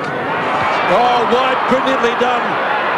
Tried to get it down to Keating. Stoneham steps in the road of Keating. White comes again, and the ball out of bounds. The enigmatic Daryl White. And that certainly was a great knock-on. 60 metres out from goal. A throw in. Mansfield, White, Stoneham, White in front. Gowers missed it as he went past. Hocking puts his body on the line, comes up with the footy, back to Mansfield. The Cats need to show something now in the third quarter. Past Colbert, it goes to Burns. Burns has Colbert running for him, and Mansfield, still he goes. Lambert chasing on to Lord. Lynch comes at him. The kick well inside 50. Bew stands his ground. Brewer's got him. Great tackle. Ball jarred free. Charge for Brownless. On to Riccardi. Didn't quite get there. Scooped out to Lynch. Good gather around Brownless, but only just. Hand pass not really effective to Ashcroft. Out of bounds. Holding the ball. Charge for the Cats now as Hall takes the mark. Well, he got that one, Peter Riccardi. The tackle lay perfectly, and a goal may well result. But you have to take your hats off to the Brisbane Bears. Their pressure throughout the game has just been enormous. So you see Paul Couch coming off the ground to be replaced by Brad Scholl. Craig Lambert has his third opponent, Lee Colbert. Derek Hall kicks and has registered only one behind, so it would have been a real handy one. His second behind for the day at 6-7 to 10-4. The difference is 21 points. Richard Champion to kick in, 12 minutes remaining in the third term. How about these Bears? A couple of wins in Perth against the Eagles and the Dockers, and again this afternoon, relishing the trip. Knocked down in front by Colbert. Chance for Lord. He's got plenty of company. 3-1. Boss on his knees. Fires out the hand pass, but in the meantime, there's a free kick to Boss. taken high is the indication. Voss in the back pocket. Slips it across to centre half back. Lynch releases Lambert. Lambert through the centre towards half forward. McAdam knocked it wider, taken by Gowers, kicks inside the 50. Foot race. Lepich came up to meet it. Mansfield keeps it in front. Well played. Falling to the ground. Feeds it wide as still McKinnon. McKinnon was tackled. It comes to Stoneham. Knocked away there twice. Well done by McAdam to Lepich. Back towards McAdam. Deep in the pocket. Charging at him McGrath. Well played by the defender. McGrath hugs the boundary line with the kick. Simpson and Lappin. Simpson mark or free kick. Here push. Sean Simpson, the former Saint. They'll take the free kick short of right centre wing. And that's okay. Scholl. There's the distance with the kick. Riccardi, good mark. In front of Ashcroft. Certainly too far out to score for him. Good long left footer. Brewer and Hall. Hall's got the mark again. The angle pretty acute. Ablett calls for it. Champion wearing him pretty closely. Ablett has kicked 2 goals so far. Derek Hall right on the boundary.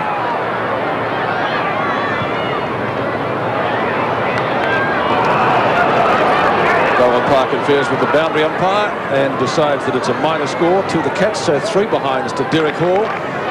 6-8 to 10-4. It's 20 points the difference halfway through the 3rd quarter. It's been a great pickup, Derek Hall. Only 6 players in the AFL have taken more marks than him this season. Again this afternoon, he's picked up his quota. 7 marks for Hall as Kennedy gets a warning, and now it will result in a bounce. Umpire McLaren, who's called a few of the big decisions so far in this game, will bounce it down right on the kickoff line. An important call because with 20 points the difference, the Cats desperately need a goal, and this does get it deep into their attacking zone. Barnes is there. Clark is there as well. Barnes works in front. Kennedy over the top. Riccardi tried to juggle it, and it's forced across the line. So they'll bring it out again, and one suspects with a little more speed this time. Kennedy, normally a long kicker of the ball, and that will be the policy. Goes for distance immediately. Once bitten, twice shy. Clark over the top. Terrific grab. He's been marvellous. Swings it out wide to the runner back of Manis. Bitterscombe closing. Voss working down the ground, but not sufficiently quick enough. The kick goes towards McAdam. Kept it in, did it? Yes, he did. To Voss, to Ackermanis. That was touch and go on the boundary. Ackermanis kicks inside the 50. Lepich was up, waiting in front. White the half chance. Couldn't control it. Hall confronted, wrestled, and held up. A bounce about 40 metres out from the Bears' attacking goal. A fleeting chance there for Darryl White on the burst as he approached that pack. Bounce down. Keating slaps it wide. Mansfield comes away. Bitterscombe, awkward half volley. It spins back towards Ackermanis. He slipped over. Bitterscombe another chance on his own half back line. Took an eternity. Fletcher got him. Lambert throws it on the boot. Kicks for open space. There's plenty of it. McKinnon leads in the race. Lepich is getting closer.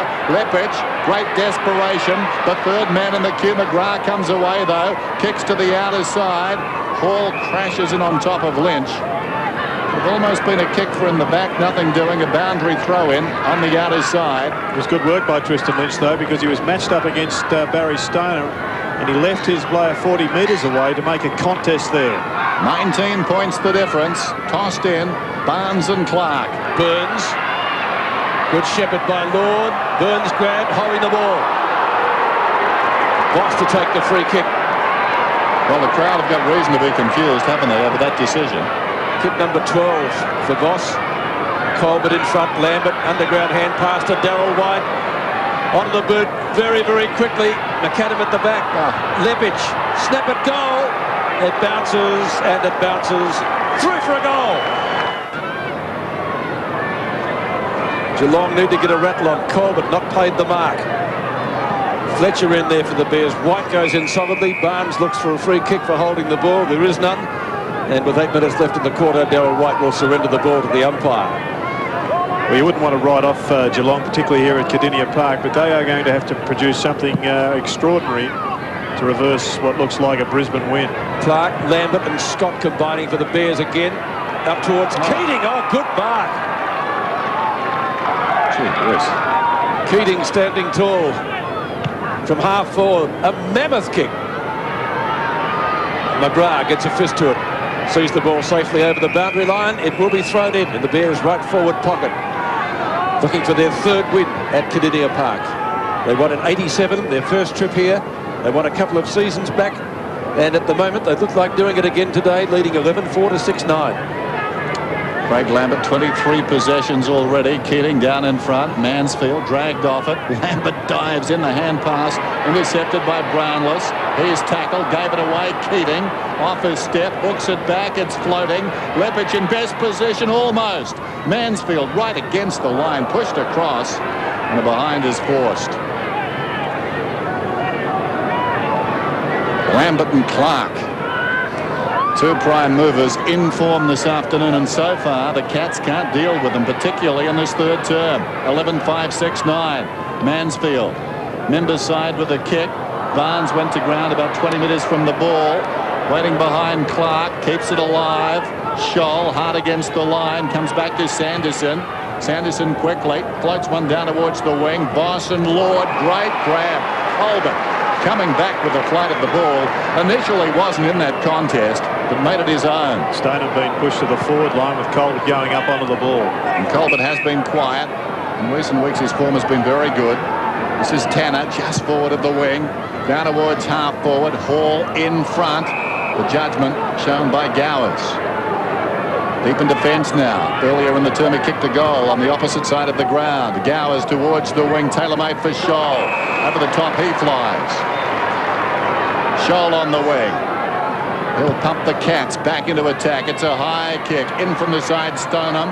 Ablett got hands to it. Collided with a teammate, Brewer. Champion somehow cut his way through there. Kicks towards half-forward. Brilliant finish. Found McAdam over 50 metres. He wheels around. Leppich on the lead. It won't carry to him. It bounces to him. Tries to flick it across to Fletcher. Vacant goal square. It's running. Billy Brownless goes after it. Grabs it 10 metres out. And the Cats repulse this one. The kick a little untidy. Scholl's got the run of it. McKinnon, the target, confronted, gets away. McKinnon's kick, marked by Lord. Mansfield at half-back. McGrath went past him. Lynch has almost got him. Back to Simpson. Simpson still at the square. A long kick by the Cats winger. Riccardi with Ashcroft. Bends it around, finds Sanderson. Back to Riccardi on the move. Past Ackermanis. Hall. Up and under kick. Scott the flyer. Clark at the back. Snapped by Riccardi. Looks good. He's kicked it. 20 points. Great thing about Gary Ablett, he does attract a crowd. 3 men up with him, and as a result, Riccardi getting the ball easily on the ground. Barnes slaps it down. Gowers in the road. High kick towards half forward. McAdam thought about flying. McGrath did. Thumped it down in front. Hocking gathers the ball inside the centre square. This is Scholl towards the middle. Lord running down towards half forward. Kicks inside the 50. Ablett. So the Cats are coming back. Vacant goal square. He kicks towards Riccardi, who's running down there. It bounces on. It's gone through for a behind. Well, neither one thing nor the other there. I think it was intended for Riccardi. And I don't think Gary Ablett spotted Kennedy coming across from the opposite pocket so suddenly it became a line ball. I didn't know Bob Cunis was playing, Dennis. Always gets a run every Saturday, Sunday, public holiday. Here comes Kennedy. Members side. Voss from behind. Yes, that was a mark. Cleverly juggled through the hands of the man in front. Gary making sure it goes back to the man who's the intended. No doubt about that mark. Voss, right half back. 11-5, 7-10. High kick towards the wing. Geelong represented in number. Staying down was Scott. 3 up. They paid the price. Scott storming down towards half forward. About 60 metres out. Chips for Leppich. Short at the mark. Scholl's in the road. Wants to go. Comes away. Twisting and turning. Short one towards the middle. Barnes. McKinnon's kick goes towards the outer side and Hall. And now Hall goes away from McIver. Just forward of the wing, the chip down to Colbert. He's at right half forward. Pickering is on. Pickering, 50-50 ball. Brilliantly done by Marcus Ashcroft in from the side. He wanted it most. Pickering has spent some time on the bench. Ashcroft hasn't. And Ashcroft more in tempo with the game there. This is lapping around the outer side. Got it from Gowers. The kick spills perilously close to the boundary line. It's a cross. Thrown outer side. 3 minutes left in the third quarter. And the Bears at Cattery Park, 11-5, 71. Geelong, 7-10, 52. Difference of 19 points. Clark and Barnes. Barnes wins this one. Simpson confronted. Back to Sanderson. Did he get ridden into the ground by Gowers? It was a pretty solid sort of a tackle. Sanderson comes up red-faced. A bounce on centre wing. Clark again. He's been absolutely brilliant, but Sanderson sharks this one. Low trajectory drop putt. A play on call. Geelong crowd looking for the free kick to Gary Ablett. And Champion applauds the decision. telling the umpire, now you've got it right.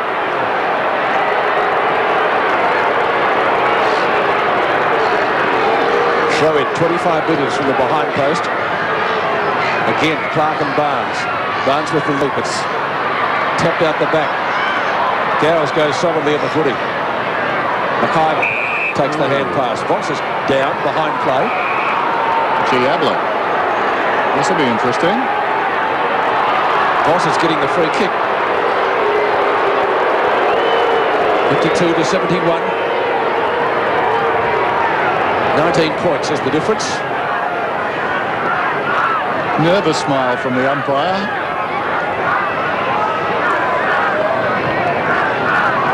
Oh, it's relayed back to Voss. He'll take the free kick short of half back.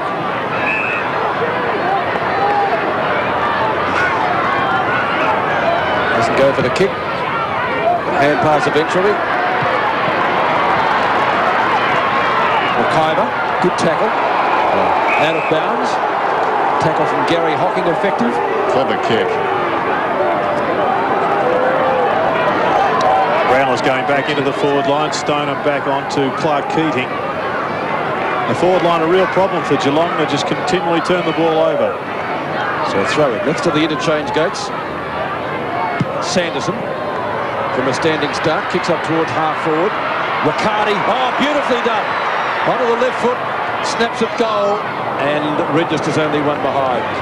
Kicked by the Geelong winger, so his tally for the afternoon: 2 goals, 1 to make the difference. 18 points, 53-71. We've got a minute and a half left in the quarter. Terrific game of football, this one. The Bears have been so good and so hard today.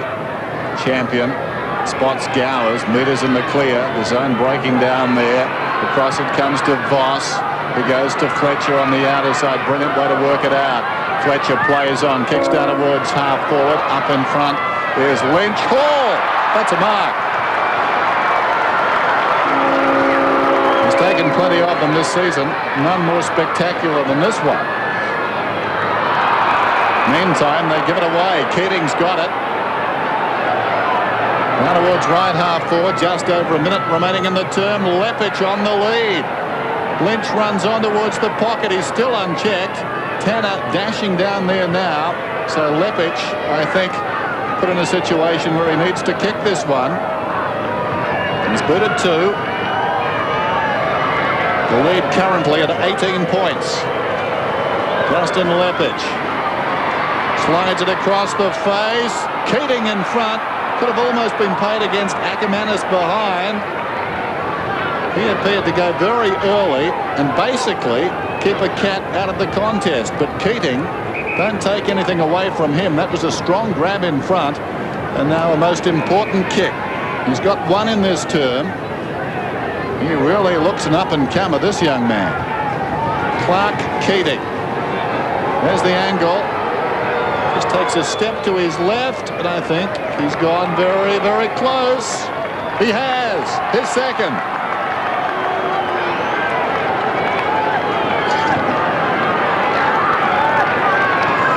Once again, Clark Keating doing everything right. Takes the mark, backing back into a pack, throwing the arm up. He's just too tall for all concerned there. It was Barry Stoneham taken out of that contest there by Jason Ackermanis. And Keating also, like Roger Merritt before him in the first quarter, just edging around on the mark and kicking truly from a tight angle. Last 20 seconds of the third quarter. The Cats need something. Ackermanis from Clark. The Bears may get another one before the siren. Hall almost runs into a teammate there in Stoneham. Simpson gets clear. Looks for Brad Scholl. Doesn't get the bounce that he wanted. Finally gathers it in front of Scott. Centering kick. Hocking takes the mark just as the siren goes for three-quarter time. And the Cats, if they're to keep their unbeaten record intact at Cardinia Park this season, need to get a rattle on in the final quarter. At the final change, it's Brisbane 12-5-77, leading Geelong 7-11-53. And again in that quarter, the Bears started off. They got the first 3 goals of the quarter, as they did attacking that end in the first term when they kicked the first 4. It was pretty difficult to play catch-up football all afternoon. The Bears yet to be headed so far in the contest. They've had a lot of prolific kick winners. Vosh has 13, Fletcher 12, and 3 others in double figures, Scott, Ackermanis and Lambert. Lambert 10 and 14. He's been absolutely brilliant, Jared, hasn't he? He has, with 3 opponents. He's continued to get to the bottom of the pack and start them off, as has their big ruckman Clark. He's had a great battle with John Barnes, but Justin Limpage has been on fire for them up forward, as has Clark Keating. 77-53 at three-quarter time. We'll take a break from Cardinia Park. Back shortly.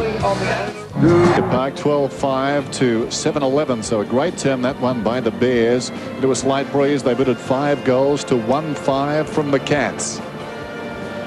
Around the league, very tight at the MCG. Carlton by a point. It's 11-9 to 11-8. Kernahan and Pearce both have bidded 3. And for the Tigers, Matt Richardson's got 4. Naish and Charles 2 apiece. At the Winton Oval, Sydney kicking away in the third term, 14-9 to 7-4. Tony Lockett's now bidded 6. Kickett, Cresswell, Lewis and Luff have all got 2. Cassidy, who had 3 at half-time, still on that number for the Lions.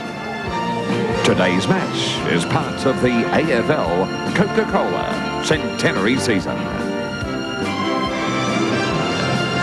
Interesting situation down here. Gary is taking his players away from the support staff. Just the players, himself and Jeff Geishan on the left there. And the runner just behind them. Phil Walsh, we mentioned him earlier in the day. John Northey, meantime, has spring in his step as we go down to Dipper. Only because I'm very, very cold, Dennis. Not you. But Gary is very, very upset about his players. He's caught an undisciplined lot today.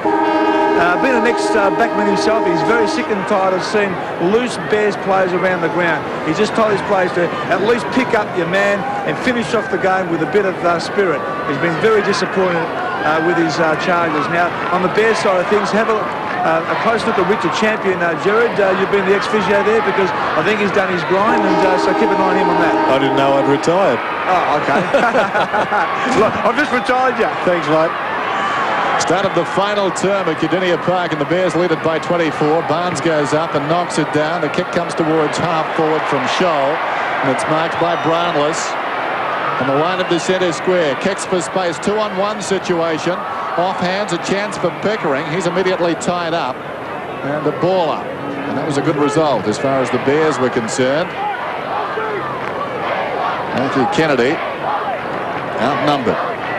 So a bounce about 35 metres out. Shadows creeping across the ground. The Bears in a winning position, certainly, but not home yet. Thumped by Barnes towards goal. Buse somehow got through about 5 of them. Taken high, he'll get the free kick. Lambert, possibly the best on ground, disputing that distinction with Matthew Clark. Relays it back. Buse goes wide. McIver's got it now. Up from the back pocket. 12-5, 7-11. Opening moments of the final term. McIver goes for distance. Lambert props in front. Scholl reaches over the top. Fist away. Lappin, a hurried kick. Gains about 35 metres. Well picked up out there by Sanderson. Pulls it back towards the middle. Scott should have punched. Brownless now. Found it on the ground to Burns. To Scholl. Scholl runs inside the 50. They could do with a goal. Hasn't got the carry. One man left standing. Ablett slapped away by Champion. Or did he kick it? Ablett may have kicked it. He has. Magnificent goal. Something out of nothing. It seemed he was going to take the mark. We'll watch it again.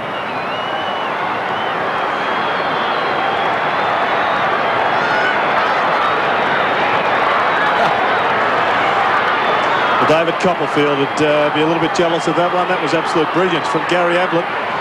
And he probably needs a 3 or 4 goal quarter if the Cats are to get home here this afternoon. Can they come back, Geelong? Ablett kicks his third. They trail 8-11 to 12-5.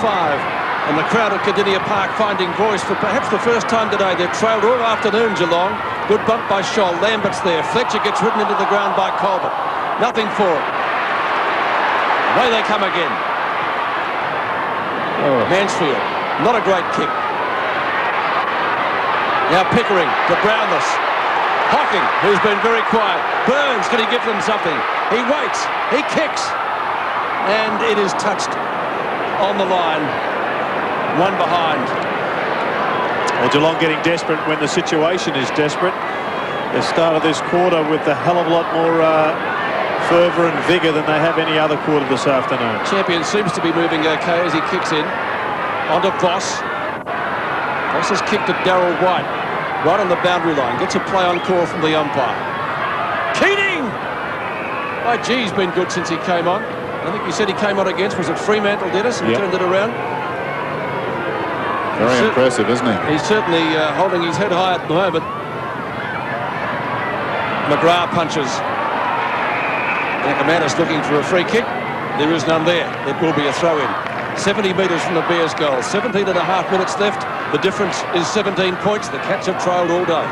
That last goal would have been handy. Ronnie Burns, exciting player that he is, was even better when he does things instinctively. A bit too much time to think, I think, with that last goal. Keating tries to feed it out. Big pack around the ball. Lambert emerges with it. What a game he's played. Pulls it back towards the middle. McAdam! Great mark. A lot was happening around him on the ground. He was oblivious to all of that. Eyes on the ball, great mark, and now a most important kick. A goal here perhaps could diffuse the comeback from the Cats. Geelong have come out fired up. The goal here would stretch it back to what it was at three-quarter time. Gilbert McAdam, who started on the bench, going at his second, close to the man on the mark. He's tugged it left, I think, to behind. McAdam kicked 3 goals on this ground 2 seasons ago when Brisbane defeated Geelong by 25 points. He'll be important in this last quarter. Meantime, McKinnon kicks in. It's a high one. Hall almost knocked away. Scholl busy early in this term. Ashcroft got it back to Fletcher. Off a step, I think touched. Well, what's the decision? The umpire is going across. Is he paying the mark? Yes. So it was not touched. Barely went the distance. Mansfield's got the ball. Uses Stoneham as a decoy. Runs away from half back and kicks down towards half forward. Tanner. Short of half forward. Wants to get it moving quickly. Now he decides to play on. Runs out wide. Target is Sanderson. Didn't quite carry to him. Brownless, big attempt to mark. Couldn't drag it in. McIver gets him down for the first of 3 falls. And it'll be balled up right on 50. McGrath coming off for Geelong. Craig Bitterscombe another run. 3 goals the difference in favour of the Brisbane Bears. Barnes, a clean possession, didn't get a clean disposal. Lambert applies a tackle. There's little that he's done wrong this afternoon, Craig Lambert. 11 and 14. His stats are 25 possessions to the former Tiger. He's been very, very impressive. Barnes, good tackle by Ashcroft. Chance for Burns onto his left foot. Snaps it, goal, and kicks it. The Cats are back in it. Neither ruckman touched the ball. Scholl storms through, kicks inside the 50. Scholl's been important. Ablett charges at the ball, missed the bounce. Pickering gets it across to Lord. Open goal, he gets it. Oh, the game's on. A goal the difference. The Bears have answered every challenge so far. Can they come back and answer this one? Well, another great get out of the centre, and this has been the turnaround. Geelong winning ball out of the centre, where in the first 3 quarters Brisbane were dominant, but this won't just be a one-way go here from Geelong. The Bears have got so many talented match winners that their time will come, but it has to come pretty quickly. Lambert has moved across on Scholl. Still plenty of time. We've got 15 minutes left in the match, and there's only a kick in it. Again out of the centre, up towards Geelong's right half forward line. Brownless a chance, pressured by McIver. They look for a hand pass. No, he turns it a thrippity bit. Ablett, champion. Lord again, the hand pass, a little bit too slick. Pickering, tackled by Kennedy. Lord off the ground. Burns a chance. Voss. Steady and cool as a cucumber. Barnes in front takes the mark. Now, he's not a bad kick, John Barnes. I don't know whether he'd kick it from there. He's about 70 metres plus out from goal. Merritt back on. He missed the whole of the 3rd quarter. In fact, it's a real up and under kick. Too easy for Richard Champion. Ball dropping well short. And he takes what turned out to be an uncontested mark. Akamatis. It's not a great kick either. Straight back to Barnes, who marks exactly in the same spot. He's got to get up and move it quickly, not sit on it like he did the last attempt. Derek Hall, is that a mark or did it touch the turf? It's okay. Hall probably too far out to score as well. 10 marks again this afternoon to Derek Hall. Ablett on a lead, marks. A goal here will level the scores at Cattery Park.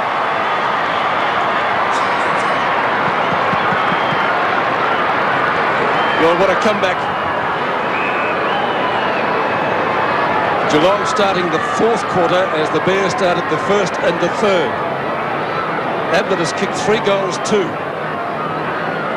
as he approaches his 1,000th goal in VFL/AFL footy. Yes, he's now in the nervous 90s. Yes. That's 990s.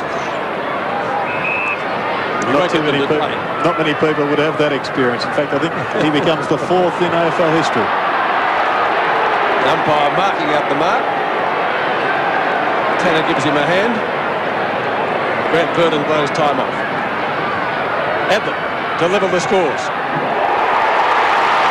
He's done.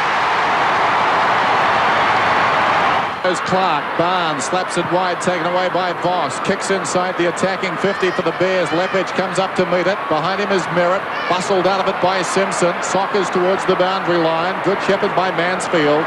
Pushed across the line by Simpson. Boundary throw in. Well, the Cats have come from the clouds. They were looking at the blindfold and the cigarette at 3/4 time. And a red-faced coach. Well, Gary Ayres had plenty to say, and he's turned this around. With the help of his troops, of course. Stoneham decisively. Lappin, who's drifted out of the game. Keating has been very good over the top. Showed too much of it to Mansfield. He throws it on the boot, but he was across the line. So often that man sets the standard. He's fearless. He's been terrific again today. So a throw in. Right half forward for the Bears. All tied up. So much to play for. Stoneham. Clean possession, smothered. Keating in the opposite direction. Looking for Lappin. Close to the line, Colbert. Scott can't control it. Out. The margin 24 points at 3/4 time. And still now just under 12.5 minutes to go in this game. Stoneham and Keating. Stoneham props. Keating tries to flick it down behind. Crashing to the ground. Lambert. Got it to Gowers, dragged down. It's jarred free. Akamanis goes across, but in the meantime, holding the ball to call against Gowers. Colbert, the 21-year-old. Very recently, the 21-year-old. McKinnon gives it across to Mansfield. Mansfield down towards half-forward. Barnes up in front. Slaps it goalward. Hocking the half chance. Socket forward by Riccardi. Here's a chance for Burns. 20 metres out. This for the lead. Anything will put them in front. It's a behind. First time today the Cats in front. 3-2 to Ronnie Burns. Geelong actually made up those 24 points in the first 7 minutes of play of this quarter. And Geelong's domination of this last quarter reflecting on the Bears' stat sheet, with only 9 players having kicks for the Bears in this quarter. Barnes again knocks it forward. Burns, Hughes, the former Cat. The Bears have only kicked 1 behind so far in this quarter. McGrath back to Lambert though. Lambert onto his left foot. No one there. McGrath again. Coming at him is Keating. And we've spoken enough about that young man to suggest that he does have a great future, and what he did there was something that belied his experience, or lack of it. 11.5 minutes left in the match. One doesn't need to add anybody's game. 1 point the difference. But the way Geelong is playing, they've certainly got the momentum going their way. Keating gets front position, trying to get it down to Fletcher. Ball shuffled out the back of the pack. Voss a chance. In goes Colbert. Gowers is on the bottom. Voss. Severe hand pass. Scott to his lookalike at Ashcroft. Ashcroft goes at goal, but it's a behind to level the scores once more.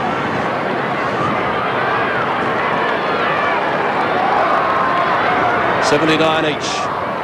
Marty McKinnon to bring it back. Close to a capacity crowd here at Cattery Park, you would reckon. Riccardi gets on his bike. Almost retarded, but still he goes. Around the outer side wing. Geelong jumpers everywhere. They could have raffled it. Mansfield, who likes to kick a goal, won't kick but that one. Oh. A mark! 45 maybe 50. Scholl, 25 metres out from goal, kicks it, puts it through. Geelong on fire. Diamond, a hand pass from Gary Ablett setting up the goal. Barnes goes up and thumps it down. In goes Scott, had it knocked away. They're under enormous pressure. Gowers got it to McAdam, who boots it out towards the wing, only as far as Riccardi. Cats will come again. Riccardi, interesting hand pass. Colbert made to earn it. Likewise, Hocking, down he went. Gowers got him. Ball up down towards right half forward. Colbert the worse for wear. McAdam clashed heavily. But Geelong looking terrific now, lethargic for most of the day. Suddenly, they're firing. Colbert back into the fray. Kicks inside the 50. Brownless. Billy's got it. Roger Merritt off the ground now for Danny Dickfoss. He's gone forward. Ablett on the lead, but the ball will come back. An unusual role for Dickfoss going into the forward line. He's been picked up by Barry Stoneham. But the forward line isn't their concern at the present time. It's just around the ground that's their big worry. Where once they were dominant up to three-quarter time, now they are really being dominated. What is the right thing to do here? Brownless, capable of kicking the distance. A question of accuracy. 1 goal this afternoon. He has booted 11 against the Bears back in 91. This one slides across the face. Off hands. It's still a live ball. Lord is missed. Lambert gets back. Crashed into, and the ball goes up against the behind post and will be thrown in. That ball hung a long time in the air. John Northey now working the phone. Like a telethon in both boxes. Boundary throw in. Hard against the post then. Clark directs it down superbly. Lambert. They combine well again. Voss with the run of it. Mansfield intent on the tackle. White the look away hand pass. Gets it back from Ashcroft. Runs up to half back. Kicks to the wing. Keating at full stretch. Took the mark. Jot this name down. Clark Keating. Voss is on in the middle. The kick just wide of the target. Shows a bit of the ball to Sanderson. Now an opportunity for Fletcher. Backed into trouble. Down he went. Riccardi got him. Mansfield slips it out. Away he goes. He got the ball from Sanderson. Now Hall at half forward. Wrong foots Lambert. 60 metres out from goal. Long floating kick. Ablett in from the side. Got a hand to it. Almost the juggled mark. Kennedy under extreme pressure. Clears the zone. Only as far as Barnes. Geelong come back again. Centred ball. Pickering. Well, Barnes' last quarter has been superb. He's taken about 3 marks on that outer half forward flank for Geelong. He's mopped up on that occasion. And he found Liam Pickering, who has had a pretty quiet day. But he may impart some real damage here if he can put a major on the scoreboard for the Cats. Liam Pickering, as if he were playing in the gully there, just going across to his right. Most important kick here. 85-79. This for a 12-point lead. Who would have thought it? He's got it. Sanderson out to Hocking. So 38 points to 2 so far in the final quarter. Sanderson and Colbert combined. Colbert short of the centre circle. Geelong playing like a team inspired at the moment. Hall tackled by White. Umpire lets it go. Riccardi back to Hall. Hall's pass, brilliant to Brownless. And Brownless marks right on 50, a distance that shouldn't to him present any problem. Third on Geelong's all-time goal kicking. He's now ahead of Lindsay White by a couple of goals. Ablett, of course, heading that list from Doug Way.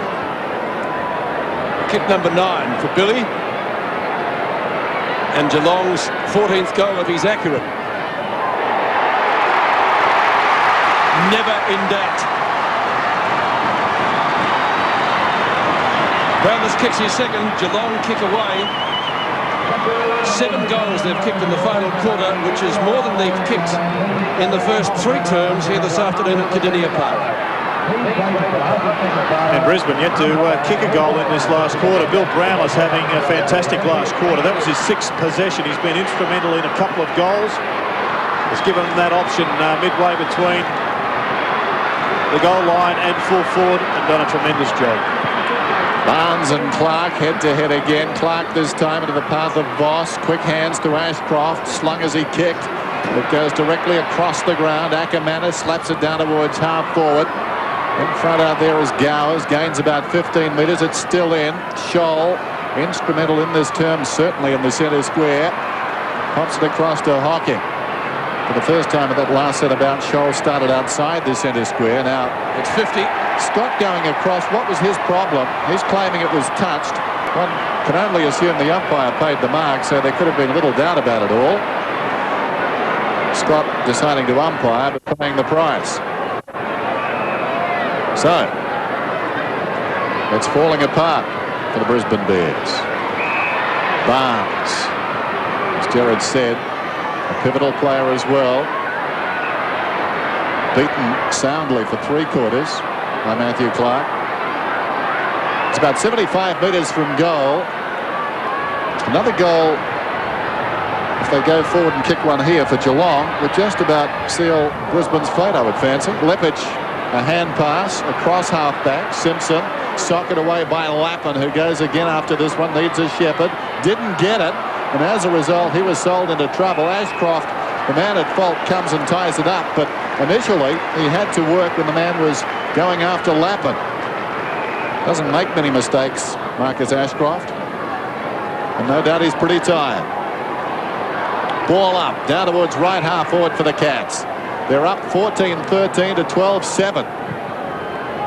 Clark wins it down. Ashcroft. Scott now goes looking for McAdam. McAdam keeps it in front. Hall came across him. Delayed him enough. Sanderson slips it away. Taken by Hocking down towards Ablett. Champion there step for step. Got it on the ground. Here's a chance for Lord. He's about 40 metres out. Gave it away. Ackermanis runs away from half-back. Has the bounce. Kicks to the wing and spots Lambert. Lambert from right centre wing. Terrible kick up and under. Hospital job, that one. Probably not the best piece of play he's done all day, but the Bears have got to get a goal. There's only 5 minutes remaining in the match. Fletcher's kick, marked by Dick Foss. And that missed by Gilbert McAdam earlier in this quarter. Now looking pretty costly when he had a shot at goal from 50. Leppich was the flyer. That's a goal. White. I think it's goal. It is a goal. White's kicked it. Mid-air towards half forward. Plenty of magic on display here. McAdam thumps it wide and finds the boundary. McAdam and Burns step for step after that one. Official attendance today, 24,800. And they've seen a very good game of football. Most of them Cats supporters, so they're happy with the situation at the moment. But time enough for the Bears. They've done very well in spurts today. They need a closing spurt here. Barnes behind. McAdam worked his way in front of Burns. Ackermanis. McIver gets by Burns. Offers step. And the mark is held low down by Fletcher. Fletcher wants to go and does. As we said at the outset, made his debut for Geelong against Brisbane on this ground back in '89. Mark across half back is held by Colbert. He knows he's got plenty of time. Lazily pops it across to Tanner. He's just forward of half back. Clock continues to run. It's down to 3:45. Probably a little bit early for Geelong to just be wasting time. Another goal would seal it more than possession. McKinnon saw them lose one at Carrara doing exactly this. Mark is held by Hall, though. What a terrific, strong grab by Derek Hall. He's been one of the few four-quarter players for Geelong, Derek Hall, continuing on his fine form for Western Australia. He's having a wonderful season. He dashed from Warrnambool to Subiaco to Football Park last weekend. Here's Brownless making a little contact on the way through. Wry smile. Bully's got a couple. Up ahead, Gary Ablett, who's got 4. And we're down to 3 minutes now. So it seems Geelong have come from nowhere against a breeze in the final term to win this one. Brownless, long kick, telling kick. It's bending back. I think it's good. Noah behind. Well, so close. Goal umpire with a sense of theatre. Very handy behind, though, just the same. Kennedy. That kick drops a little bit short. Hocking pounces on it. Lambert pounces on him.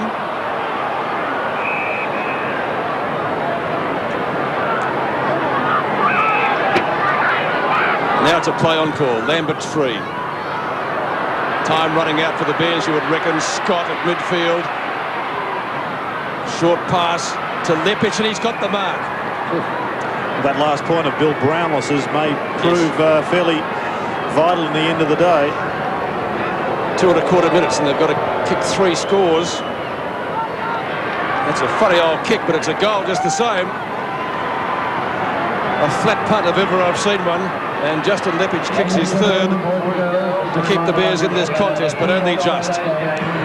Well, everything just opened up there for Chris Scott. He got it easily to Lepic. It was a great mark from Lepic, great use of the body. Didn't put a lot of time into the kick, but the mongrel floated through for full points, and we've still got a very close game. There's the margin, 7 points. There's the time, 2:07. Clark and Barnes. Barnes knocks it down. Simpson hurriedly towards centre half forward. Hall camped underneath it. Gowers in from the side. Dick Foss spills to Scott. The hand pass too tall for Clark, but running onto it, Ashcroft. Here they come again. McIver. He's got this one about 35 metres out. Scotty McIver, who can kick a goal. We're down to 1:45. And the clock is still running.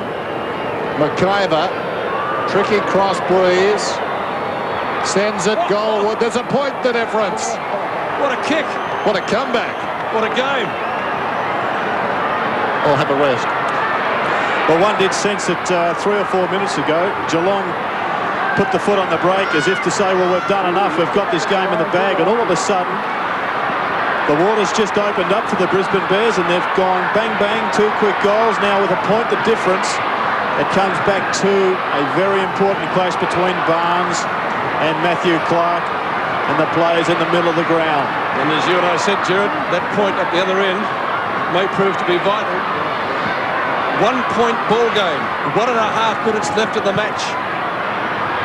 Clark and Barnes. Ackermanis over the head of Brad Scholl. It's a long kick up towards half forward. Keating trips. Lepic. Should he have got a free kick? The ball was socked off the ground. It's out of bounds right on 50 in the Bears' left half forward flank. 1:11 of this exciting match to go at Kardinia Park. We almost need to be mugged here now in this closing minutes of the game to get a free kick. So still 3 possibilities. Both sides could win it. Will we have a draw? McGrath up. Kick smothered from Scholl. Oh, a little bit out of bounds, was it? It was well and truly hidden, though, by Sean Simpson. We've seen worse. Umpire McLaren lost his compass. There he is, still directing traffic from up there. 1 minute to go. Nobody guarding the back of the pack here for Geelong. Keating reaches over the top of McGrath. Riccardi's kick. A very timely one. Hall in front, couldn't take that mark. Brownless lost sight of the footy, then taps it away from Dick Foss. It's out of bounds in front of McAdam. And another throw-in. Did very well there. Bill Brownless went to the boundary line, the safety of the boundary line. 1 point the difference. 48 seconds remaining in the match. Another boundary throw-in.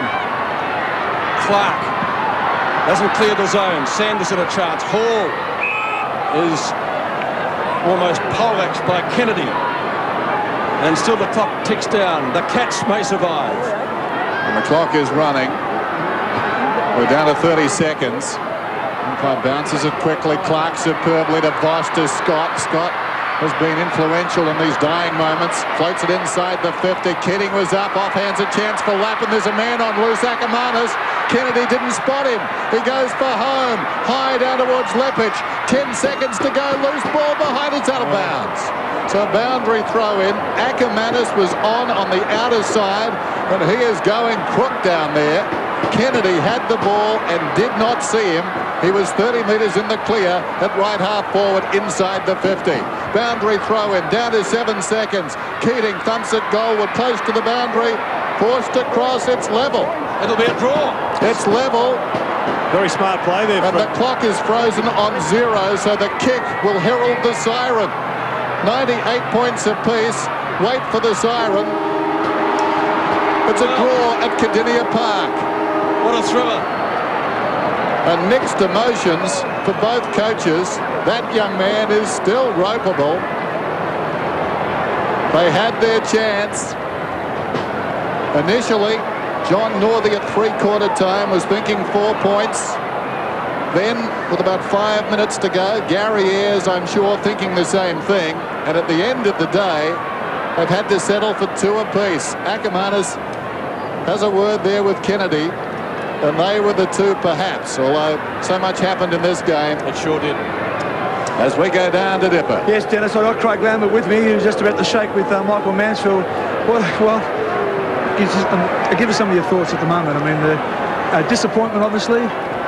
Disappointed, Dipper. You know, we had a chance to really win it at three-quarter time, but, you know, geez, to come back when they had us on the run, you know, I've got mixed feelings at the moment. Now, how did you set up for the game? I mean, the big question was, can the Bears win in Melbourne? That's your first go with it. Well, there's been a lot of question marks, you know. I suppose our form hasn't warranted us respect in Melbourne, but we always play well at Geelong, and, you know, we think we're a pretty good side, and we thought we had a real good chance on it today. Now, with 10 seconds to go, you're 1 point down. I mean, at the end of the day, it is a draw, and you've come away with a lot of admirers, I think. Yeah, well, I mean, we're trying to earn some respect, Dipper. I mean, as I said, our form hasn't been great in Melbourne, but, you know, it's a totally different side at the moment, and the boys are playing to the jumper, and it's just been fantastic. And your own form's been terrific. I mean, today we've had about 40-odd possessions. I'm going on all right, Dipper. Yeah, good on you. Well done. Good on you, buddy. Right, thanks, Dipper. And mixed emotions all round, certainly. Chris Scott getting a pat on the back there. John Northey leaves the ground. The Brisbane Bears, well, they won it, they lost it, and they came back to pinch a draw. So perhaps all in all, they shouldn't feel too disappointed. 15-8-98. And Geelong coming back with 14-14-98. A 7-goal final quarter by the Cats to get up and get 2 points from what looked like a lost cause when they trailed by 24 points at the final change. We'll take a break from Cardinia Park. Back with our summaries and highlights from the other games in a moment. Fantastic finish in the last second. A draw. Brisbane 15-8, Geelong 14-14. Checking the goal scorers for the Cats initially. Ablett got 4, Burns 3, 2 apiece to Riccardi and Brownless, and singles to Lord, Scholl and Pickering. And for the Bears, 3 to Lepich, a vital one late in the game, 2 apiece to Merritt and Keating, and 6 players got 1 goal for the Brisbane Bears this afternoon in this epic. Except the spectators, they're terrific, aren't they? Yeah, particularly the non-aligned spectators like you and I, Dennis. It was a tremendous game, I thought. But it is amazing how many times a side gets to 20 points in front with 5 minutes to play, and all of a sudden a break goes on and somebody sneaks under your guard. But all in all, a fantastic victory to the Bears. This morning I read in the Herald... draw. You mean a moral victory? A moral victory? All right, OK. A fantastic comeback for the Bears in the last couple of minutes. But I thought Michael Sheehan summed it up pretty well in the Herald Sun this morning when he said, at the end of this day, we will know whether the Brisbane Bears are great improvers or genuine premiership contenders. And I think at the end of the day, you'd have to say that it was the latter. The premiership is there for the taking if they can continue to improve the way they have and continue to play. Part of an avalanche, that one, of course. Well, I think Geelong had to start the last quarter on fire as they did. Michael Mansfield, I thought, was perhaps one of 2 or 3 players only that produced 4 quarters for the Brisbane Bears. They needed Gary Ablett to get in touch and to get on the scoreboard. He did it with his hand, and he also did it with his foot. And that gave them a big lead at the time. Interesting, I mentioned Brad Scholl in the centre square early in the term. He was a pivotal player. He went out with about 10 seconds to go, or rather 10 minutes to go. He went out of the centre square. And I'm not sure that didn't contribute as well, because suddenly then the Brisbane Bears got their equilibrium back. It was interesting that Craig Lambert actually went across and manned up through the middle stages of that term because he was so conscious of Scholl. So Scholl going out of the square towards the end of the term may have helped the Bears get back. And what about Keating, an exciting young player? Outstanding contributor. I actually thought that was tremendous play there from Justin Lepage to tap it over the boundary line for a point. He knew the scores were very close. He knew that the time was ticking down. So instead of trying to do something miraculous, he probably settled for the 2 points, as I think John Northey did at the end of the day, because I saw just a little glimmer of a smile on John Northey's face. And I think at the end of the day, he thought that he was the lucky one. Well, they stole it, didn't they? I mean, getting that point right at the death knock in the last gasp. As we take a look at the numbers here, and as you'd expect, pretty even. Centre breaks, well, that's probably the story of the game. 16 apiece in a draw. Yeah, well, there wasn't too great a difference in anything on the scoreboard there. I thought Brisbane won 3 quarters. Their tenacity was brilliant for 3 quarters, but you've got to play for 4 quarters, and Geelong really turned it on in the last quarter. They won in almost every position, and they won for about 25 of the 30 minutes. But just took their foot off the accelerator for a few minutes and ended up giving away 2 points. If we're looking ahead, I mean, did the Cats capitulate a bit early, do you think, under the pressure? When the Sting had gone out of the game in the last term, did they play their best footy? Well, I thought they turned it round. I thought it was their intensity that really was the big difference between the way they'd played in the first 3 quarters and the last quarter. And I think it was just one of those human instincts that let them fade out in the last quarter by looking at the scoreboard and thinking they had it won. Sports World voting, here we go. Yours? Well, Craig Lambert, pretty tight, but he was clearly best on the ground. I thought Derek Hall was one of only 3 players that played 4 quarters for Geelong. And I thought Matthew Clark, the best big man on the ground, but only 1 vote because I thought Barnes had the better of him in the last quarter. Okay. Let's check around the league then, beginning at the MCG this afternoon. 2 other games played, the first of them between Carlton and Richmond. Here's some of the action. Roderick, the 150 gamer along with Michael Gale. He gives it away. Here's a chance now for Prescott. He's inside 50. He's 40 metres out. He dropped punts towards goal and he's kicked it. Here come the Tigers. Tape towards Ryan. He may lose this to Clappe. They're not out of it yet. Although Camporelli gets caught, he almost threw it out to Clappe. Gave it quickly away to Hickmont. Back to Ratton. They're giving away ground to try and set something up. And they do so in the pocket. Beaumont takes the mark. Starting off at East Camberwell. Can cover himself in glory here as he wobbles it in towards goal. And I think it's there. Just on 50. He goes for home because he knows he's got the champ down there at full forward. And he's got it again. Oh, he's conned it. The mark from the umpire for him. Well, he had one earlier, it wasn't paid, so maybe that's justice. And he has kicked the goal. Richmond are still in this game. To half forward, Miranda now. Somehow shrugs a tackle, kicks from 50 metres in towards Richardson. He's got it again. Poised to move within 1 point of Carlton, and they have. Kernahan, hurried kick. Williams charges towards it, but he's got a teammate coming his way. Heaver takes the hand pass from Welsh, and Brent Heaver has kicked the goal. It could be the match-winning goal. So Carlton take the points at the MCG. Tough affair, as we can see there. And the margin just 11 points. Steve Kernahan putting 4 goals. Brad Pearce got 3. And for the Tigers, Matthew Richardson kicked 6. So Carlton improved their record to 8-2. And the Tigers with some problems now. They slumped to 4-6. We'll be back with more right after this break. Whitten Oval now and check on the action from the match between Fitzroy and the Sydney Swans. Maxfield finds Chapman. He's on 50. Lockett's in the square. Now he's on a lead. He's got it. He really didn't get onto it properly. He didn't know where the mark is, but he's very deliberate on this occasion. That's so better. Lockett, it's pushed it wide, or is it just snuck in? I think it has. He's kicked a goal. Chapman paddles the ball long in front. Got a chance to feed it off to Grant. Just an outstanding play to the Brownlow medalist. Lockett's on a lead. Couldn't take it, McCarthy. Can't get it. Good, strong play. And they've kicked it. So the Swans. Huskis kicks it out wide to Chapman. Swans players now running in numbers. Roos in his 299th game. Raking hand pass to Maxfield. Lockett, one-on-one against Malloy. Too big, too tall, too strong, too good. So Plugger going for his 8th goal. Just 20 metres out.